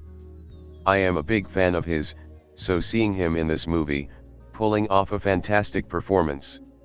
You really thought he was the psycho hillbilly. So in general, characters have many layers and the actors are fantastic. The music, oh my fucking god, the music. The soundtrack by Thomas Newman is fantastic. I am really surprised it didn't get nominated for an Oscar.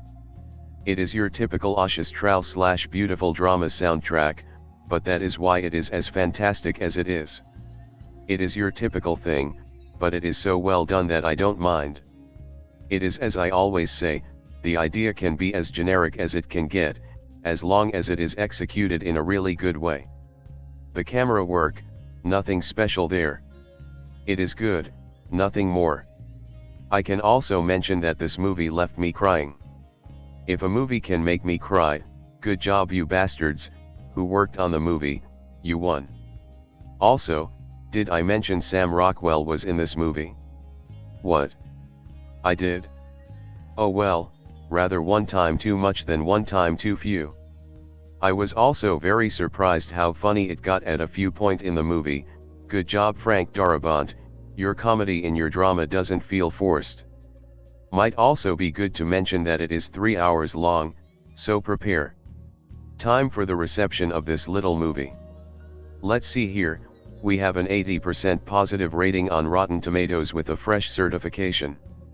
Metacritic is by far the lowest with a score of 61/100, damn. Roger Ebert gave it 3,5/4 stars, and I quote, this movie has a score of 8,5 on imdb.com and is ranked number 46 on the top 250 list, as of this review. The movie was also nominated for 4 Oscars.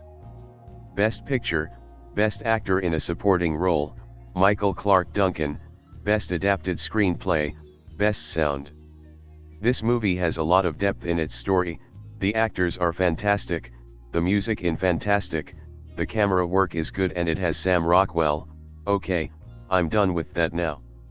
The only thing dragging the score down a bit is the knowledge of this movie being 3 hours long, even though it only feels like 2.5. But it also gets a pat on the back for making me leave it with tears in my eyes. And now I am ready to give this movie my final score. The Green Mile gets a score of 9,72/10, which not only requires you to add it to your collection, but also gives it the seal of approval. Legendary horror author Stephen King has been quite outspoken about theatrical versions of his best novels, and more often than not his criticism has been strongly negative. So it's a testament to filmmaker Frank Darabont's creative genius that his 1999 movie The Green Mile, an adaptation of King's 1996 novel of the same name, has been lauded by the cantankerous author as his favorite work to go to the big screen. The film adaptation mirrors the novel in its content, and the casting choices win on each and every front, with the talent filling roles with an effortless synergy unlike any other movie I have watched, roles they were simply born to play. The story takes place in the Depression era of the United States, limited mostly to the Cold Mountain Penitentiary in the swampland of Louisiana. Paul Edgecombe is living in a senior home, and narrates the events to a fellow retiree, taking the viewer back to the year of John Coffey and the 2 dead girls. The death row ward in which young Paul, Tom Hanks, supervises is nicknamed the Green Mile due to its lime-colored floor that serves as a final pathway for inmates en route to the electric chair. Tom Hanks was recruited for the role of head guard Paul Edgecombe, and with good reason. The Academy Award winner has the perfect reserved but sturdy demeanor in playing the part.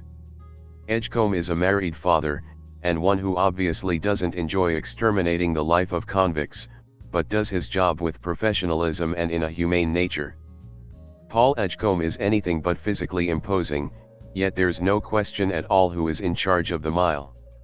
Cold Mountain receives its newest inmate, a behemoth of a man named John Coffey, Michael Clark Duncan. The giant John Coffey has mental limitations, advising everyone he meets that his name is like the drink only not spelled the same, and crying on his first night at the mile due to a fear of the dark.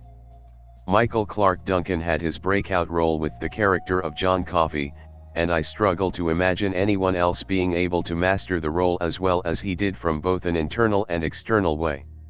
While John Coffey's innocent demeanor and quickly revealed supernatural powers are the focal point of the story, the deep character development on all fronts is what makes you salivate as you watch. Great character actors like David Morse and Barry Pepper are perfect as Paul Edgecombe's guards. We see James Cromwell as a strong choice for the prison warden, a family man like Edgecombe but with the deeper anxiety of a terminally ill wife. The Green Mile is quite similar to another of King's film adaptations, The Shawshank Redemption, which was also created by Frank Darabont. Like Shawshank, The Green Mile isn't standard in-your-face horror, rather offering subtle terror that can work its way deep into your conscience. If given the choice of life in a cold cage with the shadow of death looming over you from down the hall versus a quick slashing at the claws of a monster, I'll take the monster each and every time. But not their horror isn't included. One of my favorite scenes is a scheduled execution that goes horribly afoul. Human dignity and morale scruples are put into play, with the backdrop of a dark and stormy night and the physical brutality of the electric chair. Darabont does a flawless job of capturing the horrific moment, from the explosions of light bulbs in the prison to the wild and inhuman antics of a purely evil fellow inmate, played perfectly by Sam Rockwell. Despite being surrounded by death row killers, the primary antagonist comes from guard Percy Wetmore, Doug Hutchison, who relishes in the sadistic treatment of the inmates with a delicious fervor. Percy Wetmore is the polar opposite of Paul Edgecombe in each and every way, from his spineless nature to his thorough enjoyment of mistreating his fellow man. Doug Hutchison is so great in the role, he manages to turn a short and scrawny man into a perfectly monstrous demon, and one of the best and most evil characters created in literature.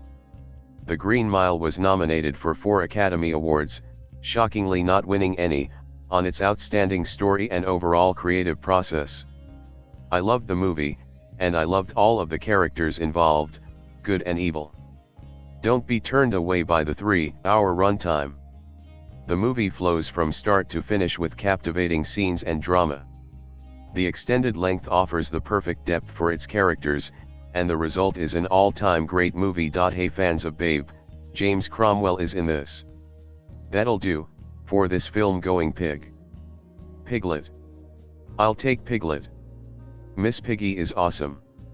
And with that, here are some random notes from me as I viewed The Green Mile. Take things back to December 1999 here, the moment of this movie's release. I was in 7th grade and obsessed with Oscar bait movies, and movies in general. This was one I missed theatrically but caught later, half paying attention while doing homework. 12-year-old me needs to live on in late 30s me, which is why I rewatched and chose this film for my return to movie reviewing in my personal journal. I haven't reviewed films in years with all of the weird flack I was getting online. The fun of deleting personal social media is you aren't up for scrutiny. Wait until people find out about how I eat vegan corn dogs with Cholula sauce. The veggie food police will show up. Ha! Not. Socials are gone. Seeing Tom Hanks as a younger man again feels strange. I genuinely forgot.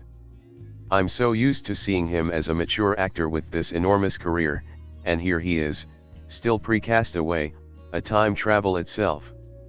I completely forgot the mouse storyline. The moment it became clear the mouse mattered, I was on edge, the edge of my seat, well, the edge of my bed surrounded by furry little ones, wincing every time it might be in danger. And, unfortunately, I was right. There is violence against the mouse. Grrrrrrrr.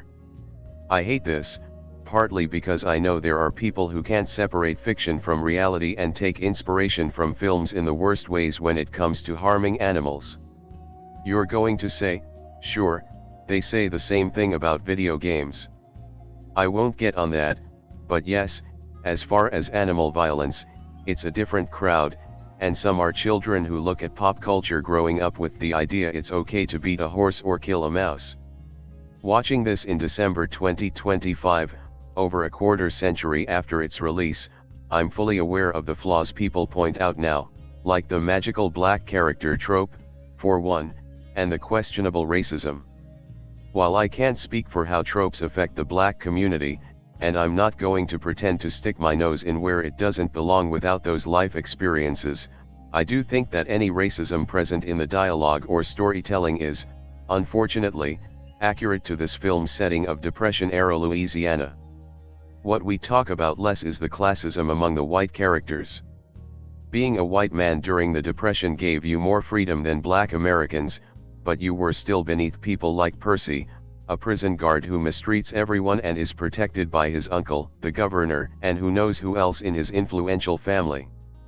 Percy sees everyone as lesser, and for most of the film, those beneath him in the hierarchy can't do anything about it.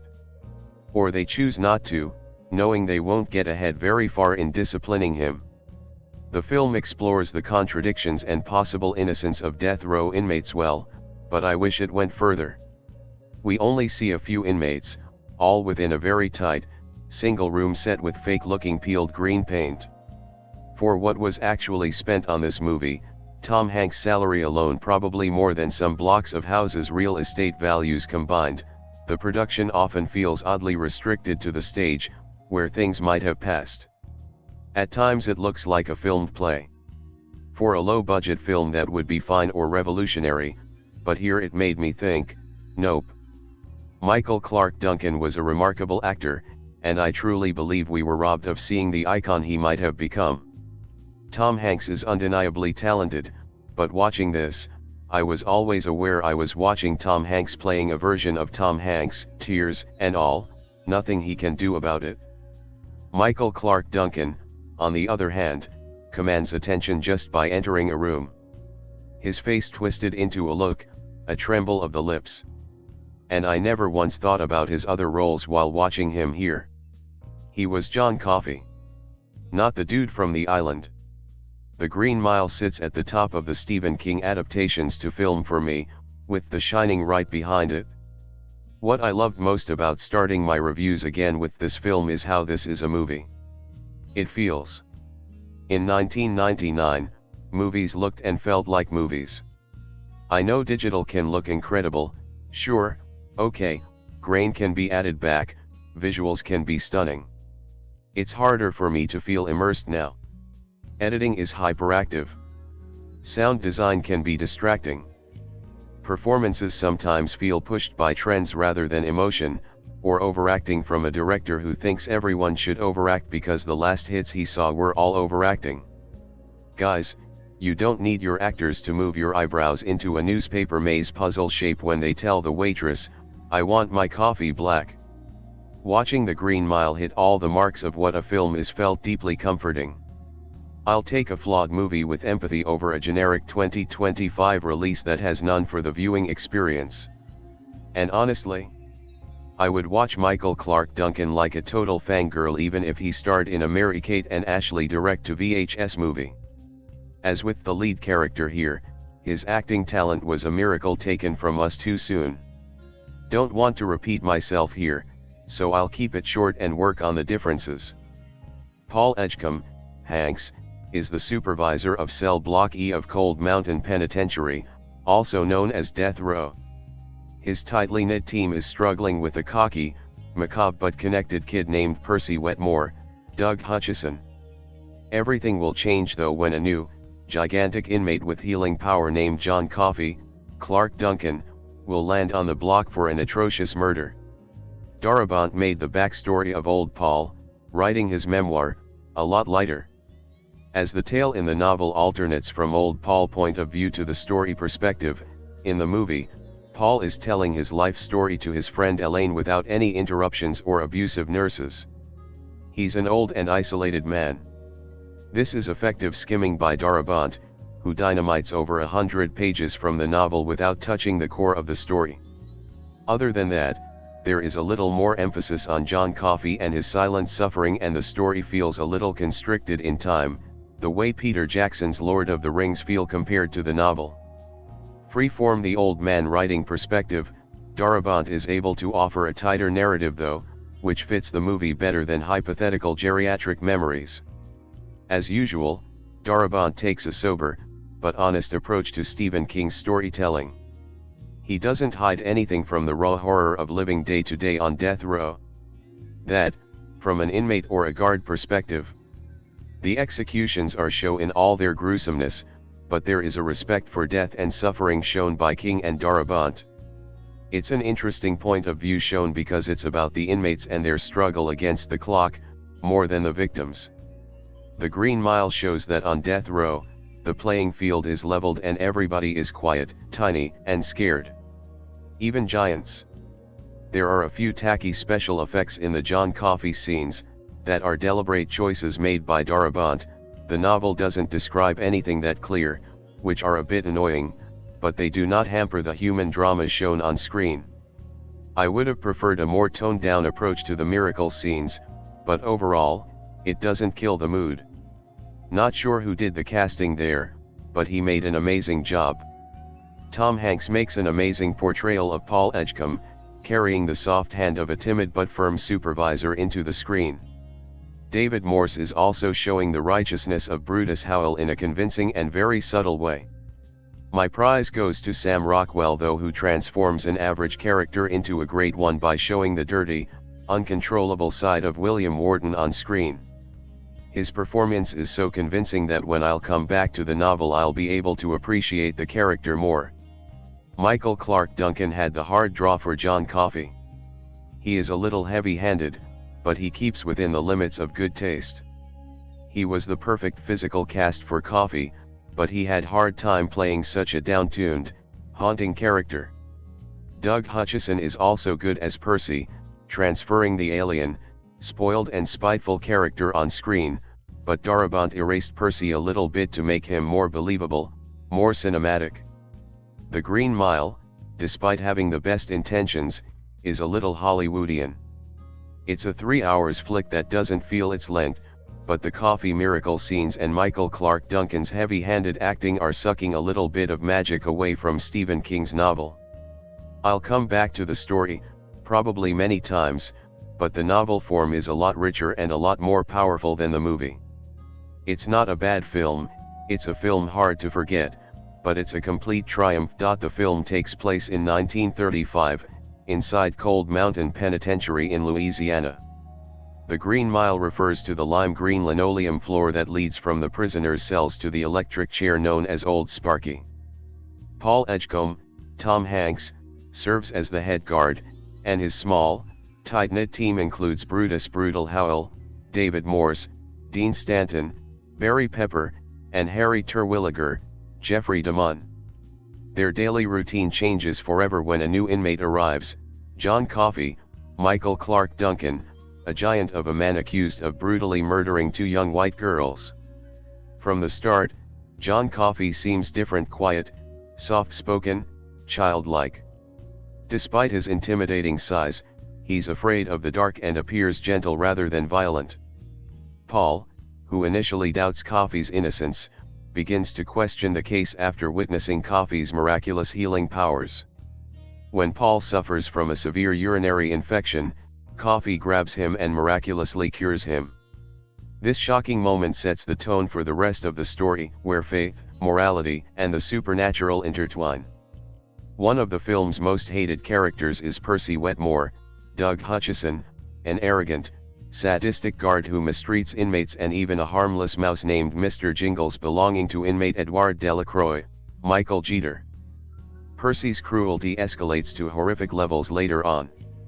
Meanwhile, Mr. Jingles becomes a symbol of innocence and friendship within the bleak prison walls, a subtle metaphor for hope in a place of death. John Coffey demonstrates his powers again when he resurrects Mr. Jingles and later heals Warden Hal Moore's, James Cromwell, dying wife, Melinda, who is suffering from a brain tumor. The scene is emotionally charged. Coffey literally draws the illness out of her body and releases it in a burst of black energy. Later, Paul realizes through a psychic vision that Coffey is innocent. The real killer of the two girls is another inmate, Wild Bill Wharton, Sam Rockwell, a violent, psychopathic man already on death row for other crimes. Coffey's vision reveals the truth: Wharton raped and murdered the girls, while Coffey found them dying and tried to heal them, which led to his arrest.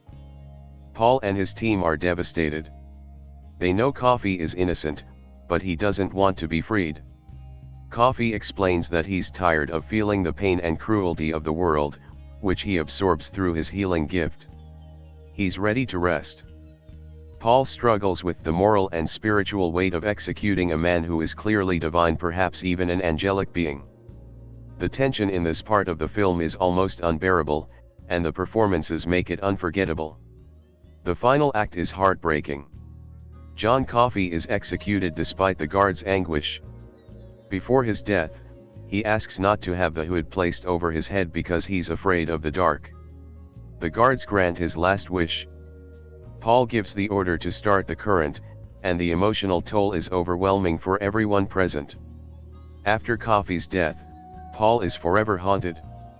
He admits to feeling cursed for killing a man with God's gift. In the film's closing scenes, we see Paul as an old man, played by Dabbs Greer, living in a nursing home, recounting the story to a friend. He reveals that he has lived an extraordinarily long life, over 100 years, and that Mr. Jingles, the mouse, is still alive too. Paul realizes that Coffey transferred part of his power to him during the healing, granting him a long life as both a blessing and a punishment. He ends the story by saying he's waiting to die, believing his extended life is his penance for executing John Coffey. It's one of the most profoundly emotional endings in cinema, simultaneously beautiful and devastating. No, The Green Mile does not have any post-credits scenes. The story concludes completely within the final act, with Paul's narration serving as both closure and reflection on Coffey's legacy. The Green Mile is a drama fantasy film infused with moral, religious, and supernatural themes.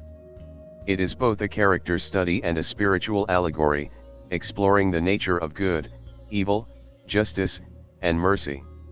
What a daunting challenge that Frank Darabont faced when attaching himself to direct The Green Mile. Darabont achieved, in my opinion, cinematic perfection just a few years prior with his adaptation of The Shawshank Redemption, an unbelievable achievement in storytelling that tapped into an amazing level of empathy for convicted criminals without slipping into melodrama. Following in the footsteps of that 1994 masterpiece, The Green Mile is another adaptation of a Stephen King story about the sometimes grueling prison system of the early 20th century, this time mostly framed from the perspective of the guards. This over 3-hour epic is rewarding in its sprawling ambitions, detailing the complex relationships between soon-to-be executed inmates who made mistakes that will cost them their lives, and the watchful prison workers who attempt to walk a delicate balance between sternness and compassion.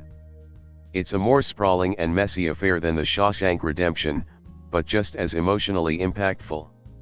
For as much dimension that Shawshank provides to its prisoners, it neglects the guards by characterizing them as little more than aggressively evil symbols of authoritative abuse. Darabont offers everyone a fair shake here, as this film takes its sweet time to develop most of its characters' personalities, some of them complexly sympathetic, some of them over the top in their theatrical evil. Those latter characters are two-dimensionally dubious in contrast to the better scripted points of focus. The cruel guard Percy Wetmore, Doug Hutchison, is a sociopathic benefit of systematic nepotism, a figure of power whose only goal is to terrorize and make the last few weeks of these prisoners' lives as miserable as possible. One of the only prisoners he can't break is Wild Bill, Sam Rockwell, a disgusting force of terror that represents the devil itself, one example of how society looks at prisoners on death row. It's very easy to assume that these convicted killers are monsters, and some of them might be purely evil psychopaths, a line of thinking beautifully detailed in a pivotal scene centered around a great Gary Sinise monologue. The Green Mile argues that many of these men are more complex tragic figures who made one irrevocably unfixable mistake, spending their times behind bars thinking about what they could have changed and what they still can control. The Green Mile is a remarkably human movie for a film that dabbles in the supernatural, as just like with Shawshank, Darabont gets caught up in the details of King's prose, particularly how the considerable length of a relationship can go through remarkable peaks and valleys. The central relationship that stays constant through the film is between Tom Hanks's Paul Edgecombe and Michael Clarke Duncan's John Coffey, the textbook definition of don't judge a book by its cover. This massive man was found by authorities with two dead young girls in his arms, hysterically sobbing. It's clear that he looks like he did it, but his actions and his interactions with Edgecombe and the rest of the Green Mile staff are polite and cordial. He's a gentle giant with an extraordinary gift, one that the movie wisely leaves abstract and allegorical yet utilizes to powerful effect. Again, like Shawshank, the actual specifics of whether Coffey committed the horrific crime of which he's accused is less important than the actual developments of the character.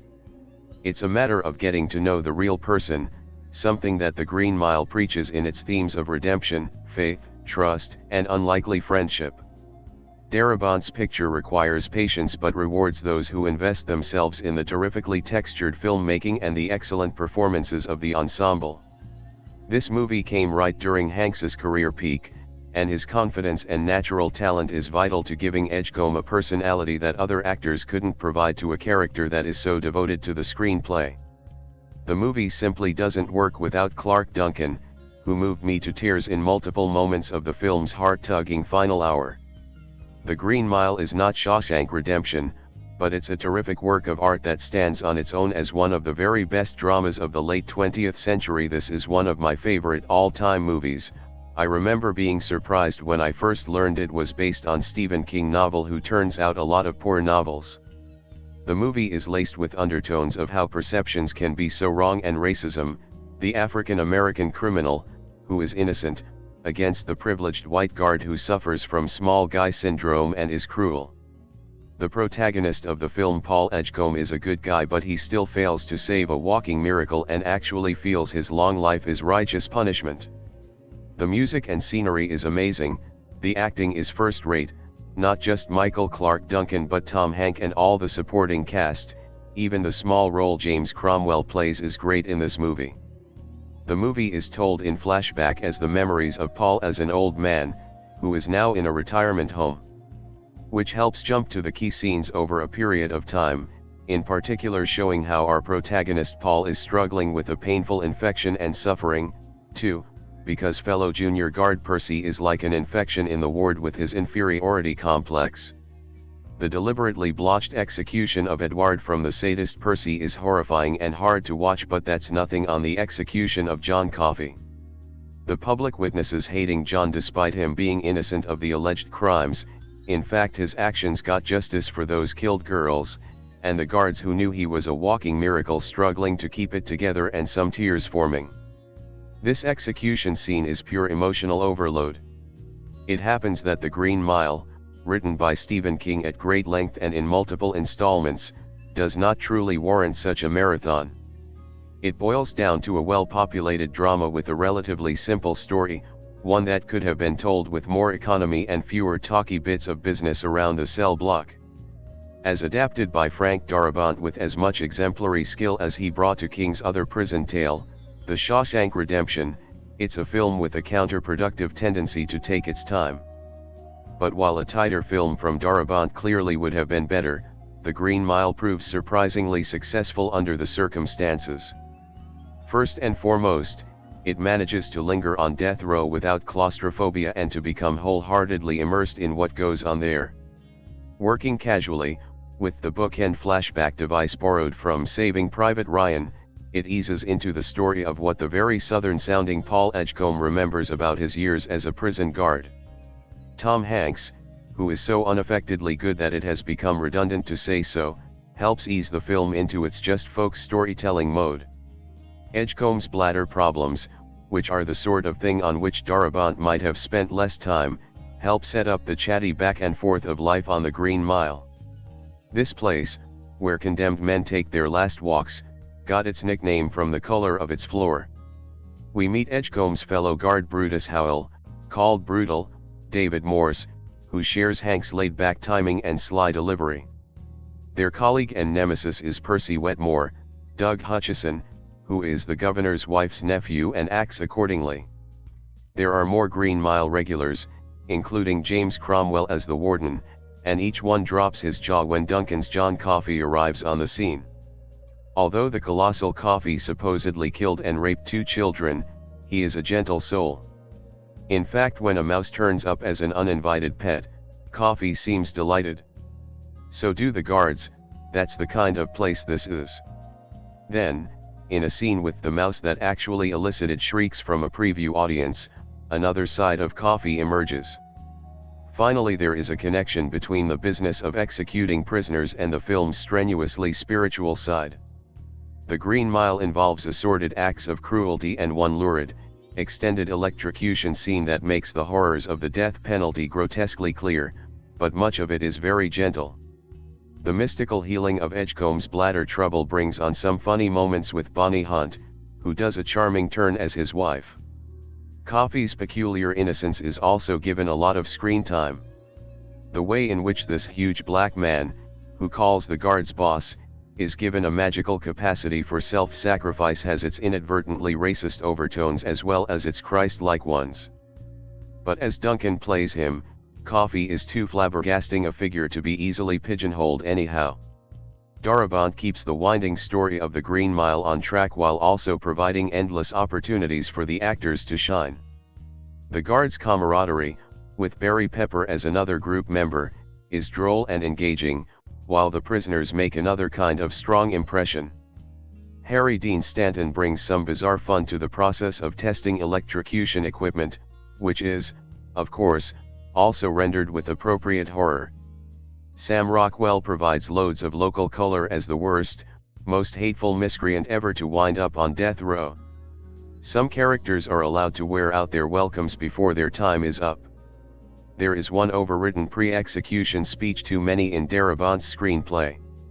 As the Green Mile builds to its inevitable spooky touches, very few, since this King story concentrates so heavily on character its drama mounts even as its seams begin to show. There will turn out to have been much ado about relatively little when the film is over. But unassumingly strong, moving performances and Darabont's durable storytelling make it a trip worth taking. Just the same, written and directed by Frank Darabont, based on the novel by Stephen King, director of photography, David Tattersall, edited by Richard Francis Bruce, music by Thomas Newman, production designer, Terrence Marsh, produced by David Valdes and Darabont, released by Castle Rock Entertainment and Warner Brothers. Running time, 180 minutes. With Tom Hanks, Paul Edgecombe, David Morse, Brutus Howell, Bonnie Hunt, Jan Edgecombe, Michael Clark Duncan, John Coffey, James Cromwell, Warden Hal Moores, Michael Jeter, Edouard Delacroix, Graham Greene, Arlen Bitterbuck, Doug Hutchison, Percy Wetmore, Sam Rockwell, Wild Bill Wharton, Barry Pepper, Dean Stanton, Jeffrey DeMunn, Harry Terwilliger, Patricia Clarkson, Melinda Moores, and Harry Dean Stanton, Toot Toot. I am a great fan of the novels of Stephen King and I have read the book of the same title as this film several times. I don't normally follow through to watch films of books, namely because I tend to find that watching a film after reading a book leads me to huge disappointment. Not so The Green Mile. When it first came out on video, a friend of mine gave me her copy because she said she'd never watch it again. She found it too upsetting. It was ages before I got round to watching it, but perhaps the biggest compliment that I can pay the film is that I eventually bought this DVD. The Green Mile tells the tale of a man, a giant of a man on death row in 1930s America. John Coffey, played absolutely brilliantly by Michael Clarke Duncan, is an innocent man accused of the murder of two small girls. He is such a murderer that he is afraid to sleep in the dark. He also has been blessed with healing powers beyond the comprehension of almost everybody in those days. The Green Mile also tells the story of Paul Edgecombe, Tom Hanks, Brutus, David Morse, and the other prison guards who work on the Green Mile. It tells of how their lives are changed by the constant flow of men through their doors, in one end and out through the door to the electric chair at the other. It tells of how their lives changed when they had to deal with John Coffey. When we read books, we form a mental picture of everything described therein. When a book is made into a film, we are shown how another person or persons perceive the book, i.e. what they see when they read the book, and it is that which is presented to us on screen. Many times, for me, the story does not follow the book or is not translated as I see it, hence the disappointment mentioned earlier. Not so with the Green Mile. You could oh so easily follow the film with the book in your hand. The prison setting, the electric chair sequences, not for those of a nervous disposition, and the trip to the governor's home, everything is brought to life vividly and accurately. The book and the film are equally spellbinding. In fairness, this film, or the book for that matter, are not for everyone. For a start, the film is 3 hours long. Secondly, there are some very explicit scenes of death in the electric chair, and thirdly, there is some adult language. Not to mention that Stephen King writes under the genre of horror. This is not King's ghostly, supernatural happenings, bump in the night type writing. At its heart is an account of what it was like to work on death row in the 1930s and what happened after they put John Coffey to death. The characters from the book are brought so vividly to life, and the casting could not have been better. Well done, that person. I cannot praise this adaptation too highly enough, but some, like my friend, may find it unsettling. I can only say that you have been warned. It is up to you to take the risk to watch. If you feel you may not like it, then don't, but it is brilliant filmmaking. Does everyone remember the youngest boy to be executed in the United States in the 20th century? Let me remind you a little bit. George Stinney Jr., 14, was charged in 1944 with the murder of two girls, aged 8 and 11, in South Carolina.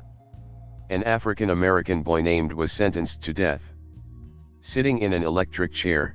Yes, you heard right. One of the worst executions in history was the execution through this electric chair. Sitting in the electric chair. Yes, you heard right. One of the worst executions in history was the execution through this electric chair. On June 16 of that year, 5,360 volts of electricity was inserted into George's head.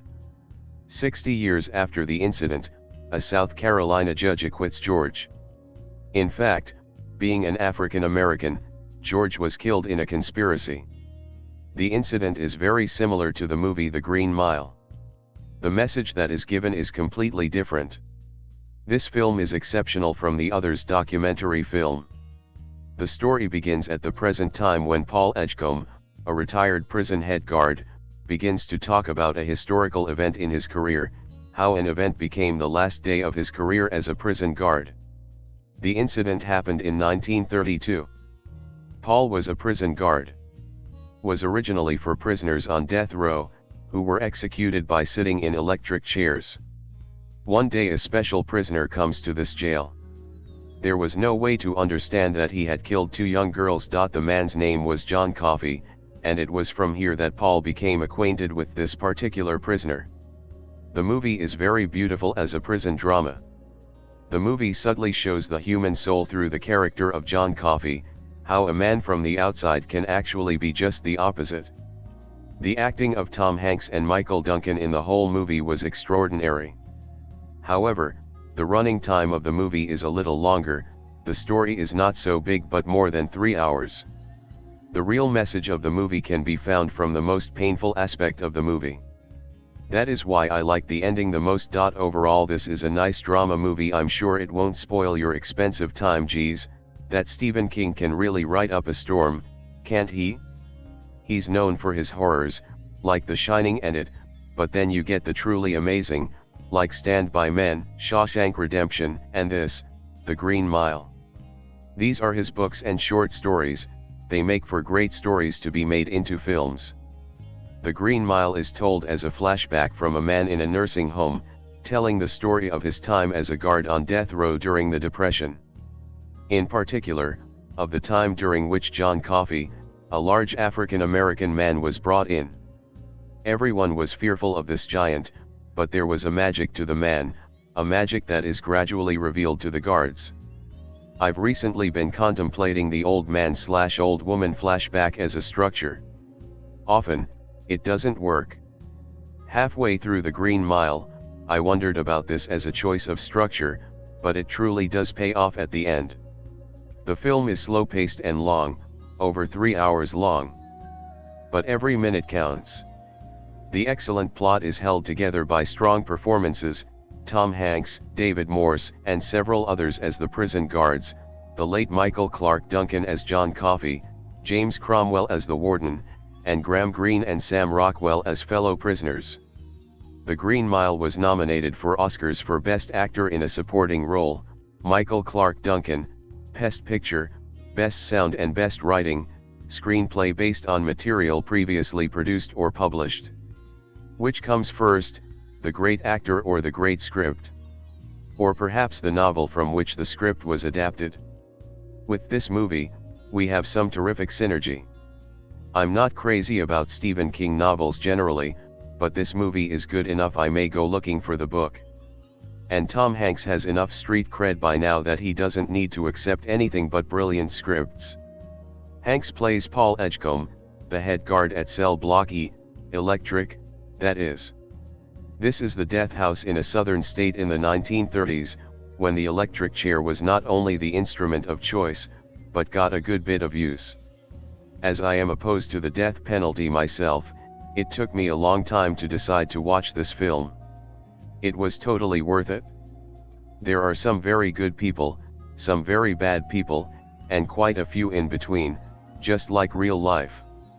There's also a very good mouse. One of the inmates tames him and trains him to fetch an empty thread spool by rolling it back from wherever it is thrown.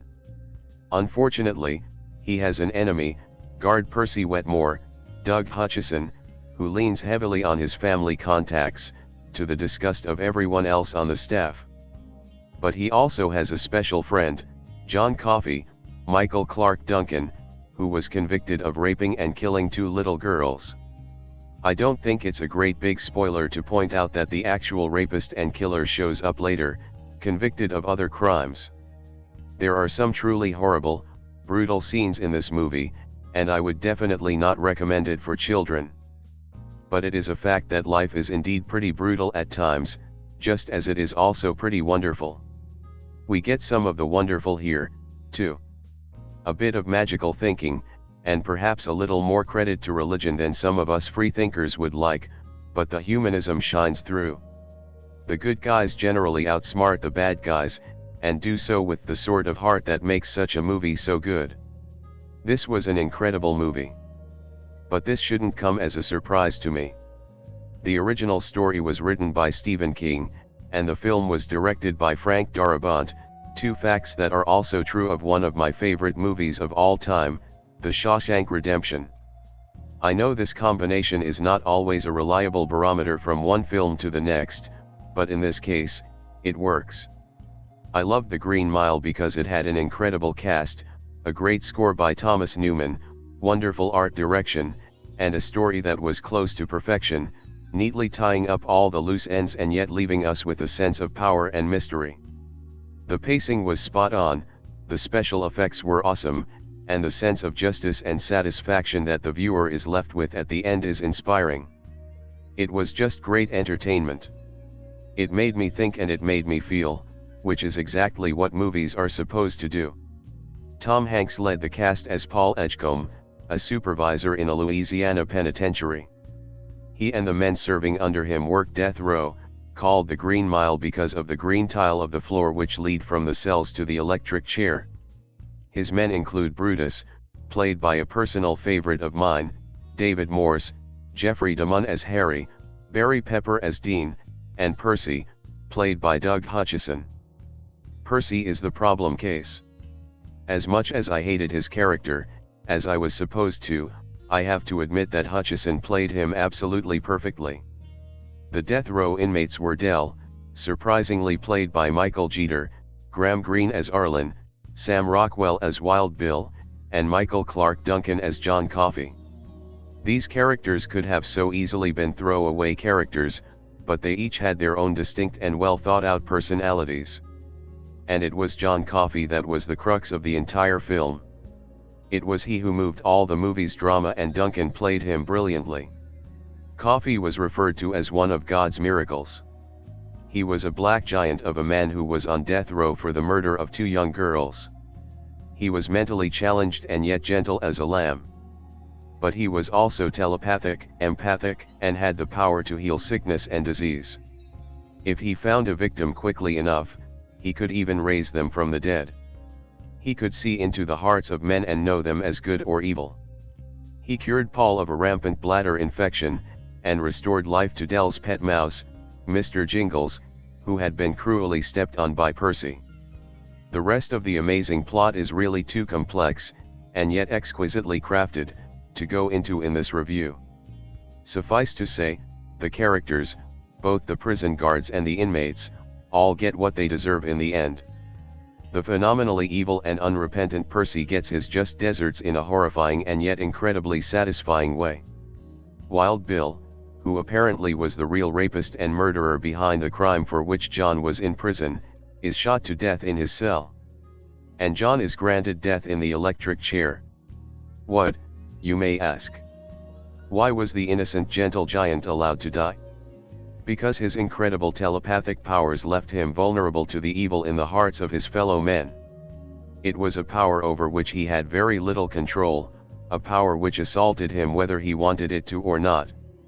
In the end, when Paul learns of his innocence, he offers to let him go, knowing that it would cost him his career and quite possibly land him in jail, himself. But after John had used his powers to heal Paul's friend's wife from a brain tumor, he asks to be allowed to die, to end the suffering his powers cause in him. All the performances in this movie were exceptional. I point out Michael Clark Duncan, Michael Jeter, who I am only used to seeing in comedic roles, and who turned in a perfectly played tragic character, and Doug Hutchison as standout members of the cast. But I also have to make mention of some other great supporting cast members like James Cromwell, Gary Sinise, Patricia Clarkson, William Sadler, and Bonnie Hunt. All of them did a great job and deserved to be recognized. There were some very powerful and intense scenes in the movie that really stand out in my mind as impactful, both morally and emotionally. The horrific scene in which Percy cruelly, yet purposefully botches Dell's death in the chair, the scene in which John heals the sick woman, and the significant scene in which John transfers some of his power into Paul so that he can see Wild Bill's true guilt for himself, important because it is eventually revealed that the power has the unexpected side effect of drastically slowing down his natural aging process, were all so well portrayed and so perfectly directed. This movie was truly a masterfully crafted film, both in the way it was written and in the way it was made. It was such a phenomenal movie, one which I highly recommend. This film, directed by Frank Darabont, screenplay by Frank Darabont, based on The Green Mile, produced by Frank Darabont, starring Tom Hanks, cinematography David Tattersall, edited by Richard Francis Bruce, music by Thomas Newman, production companies Castle Rock Entertainment. Distributed by Warner Brothers. Release date December 10, 1999. Running time 189 minutes. Country United States. Language English. Budget $60 million. Box office $286.8 million.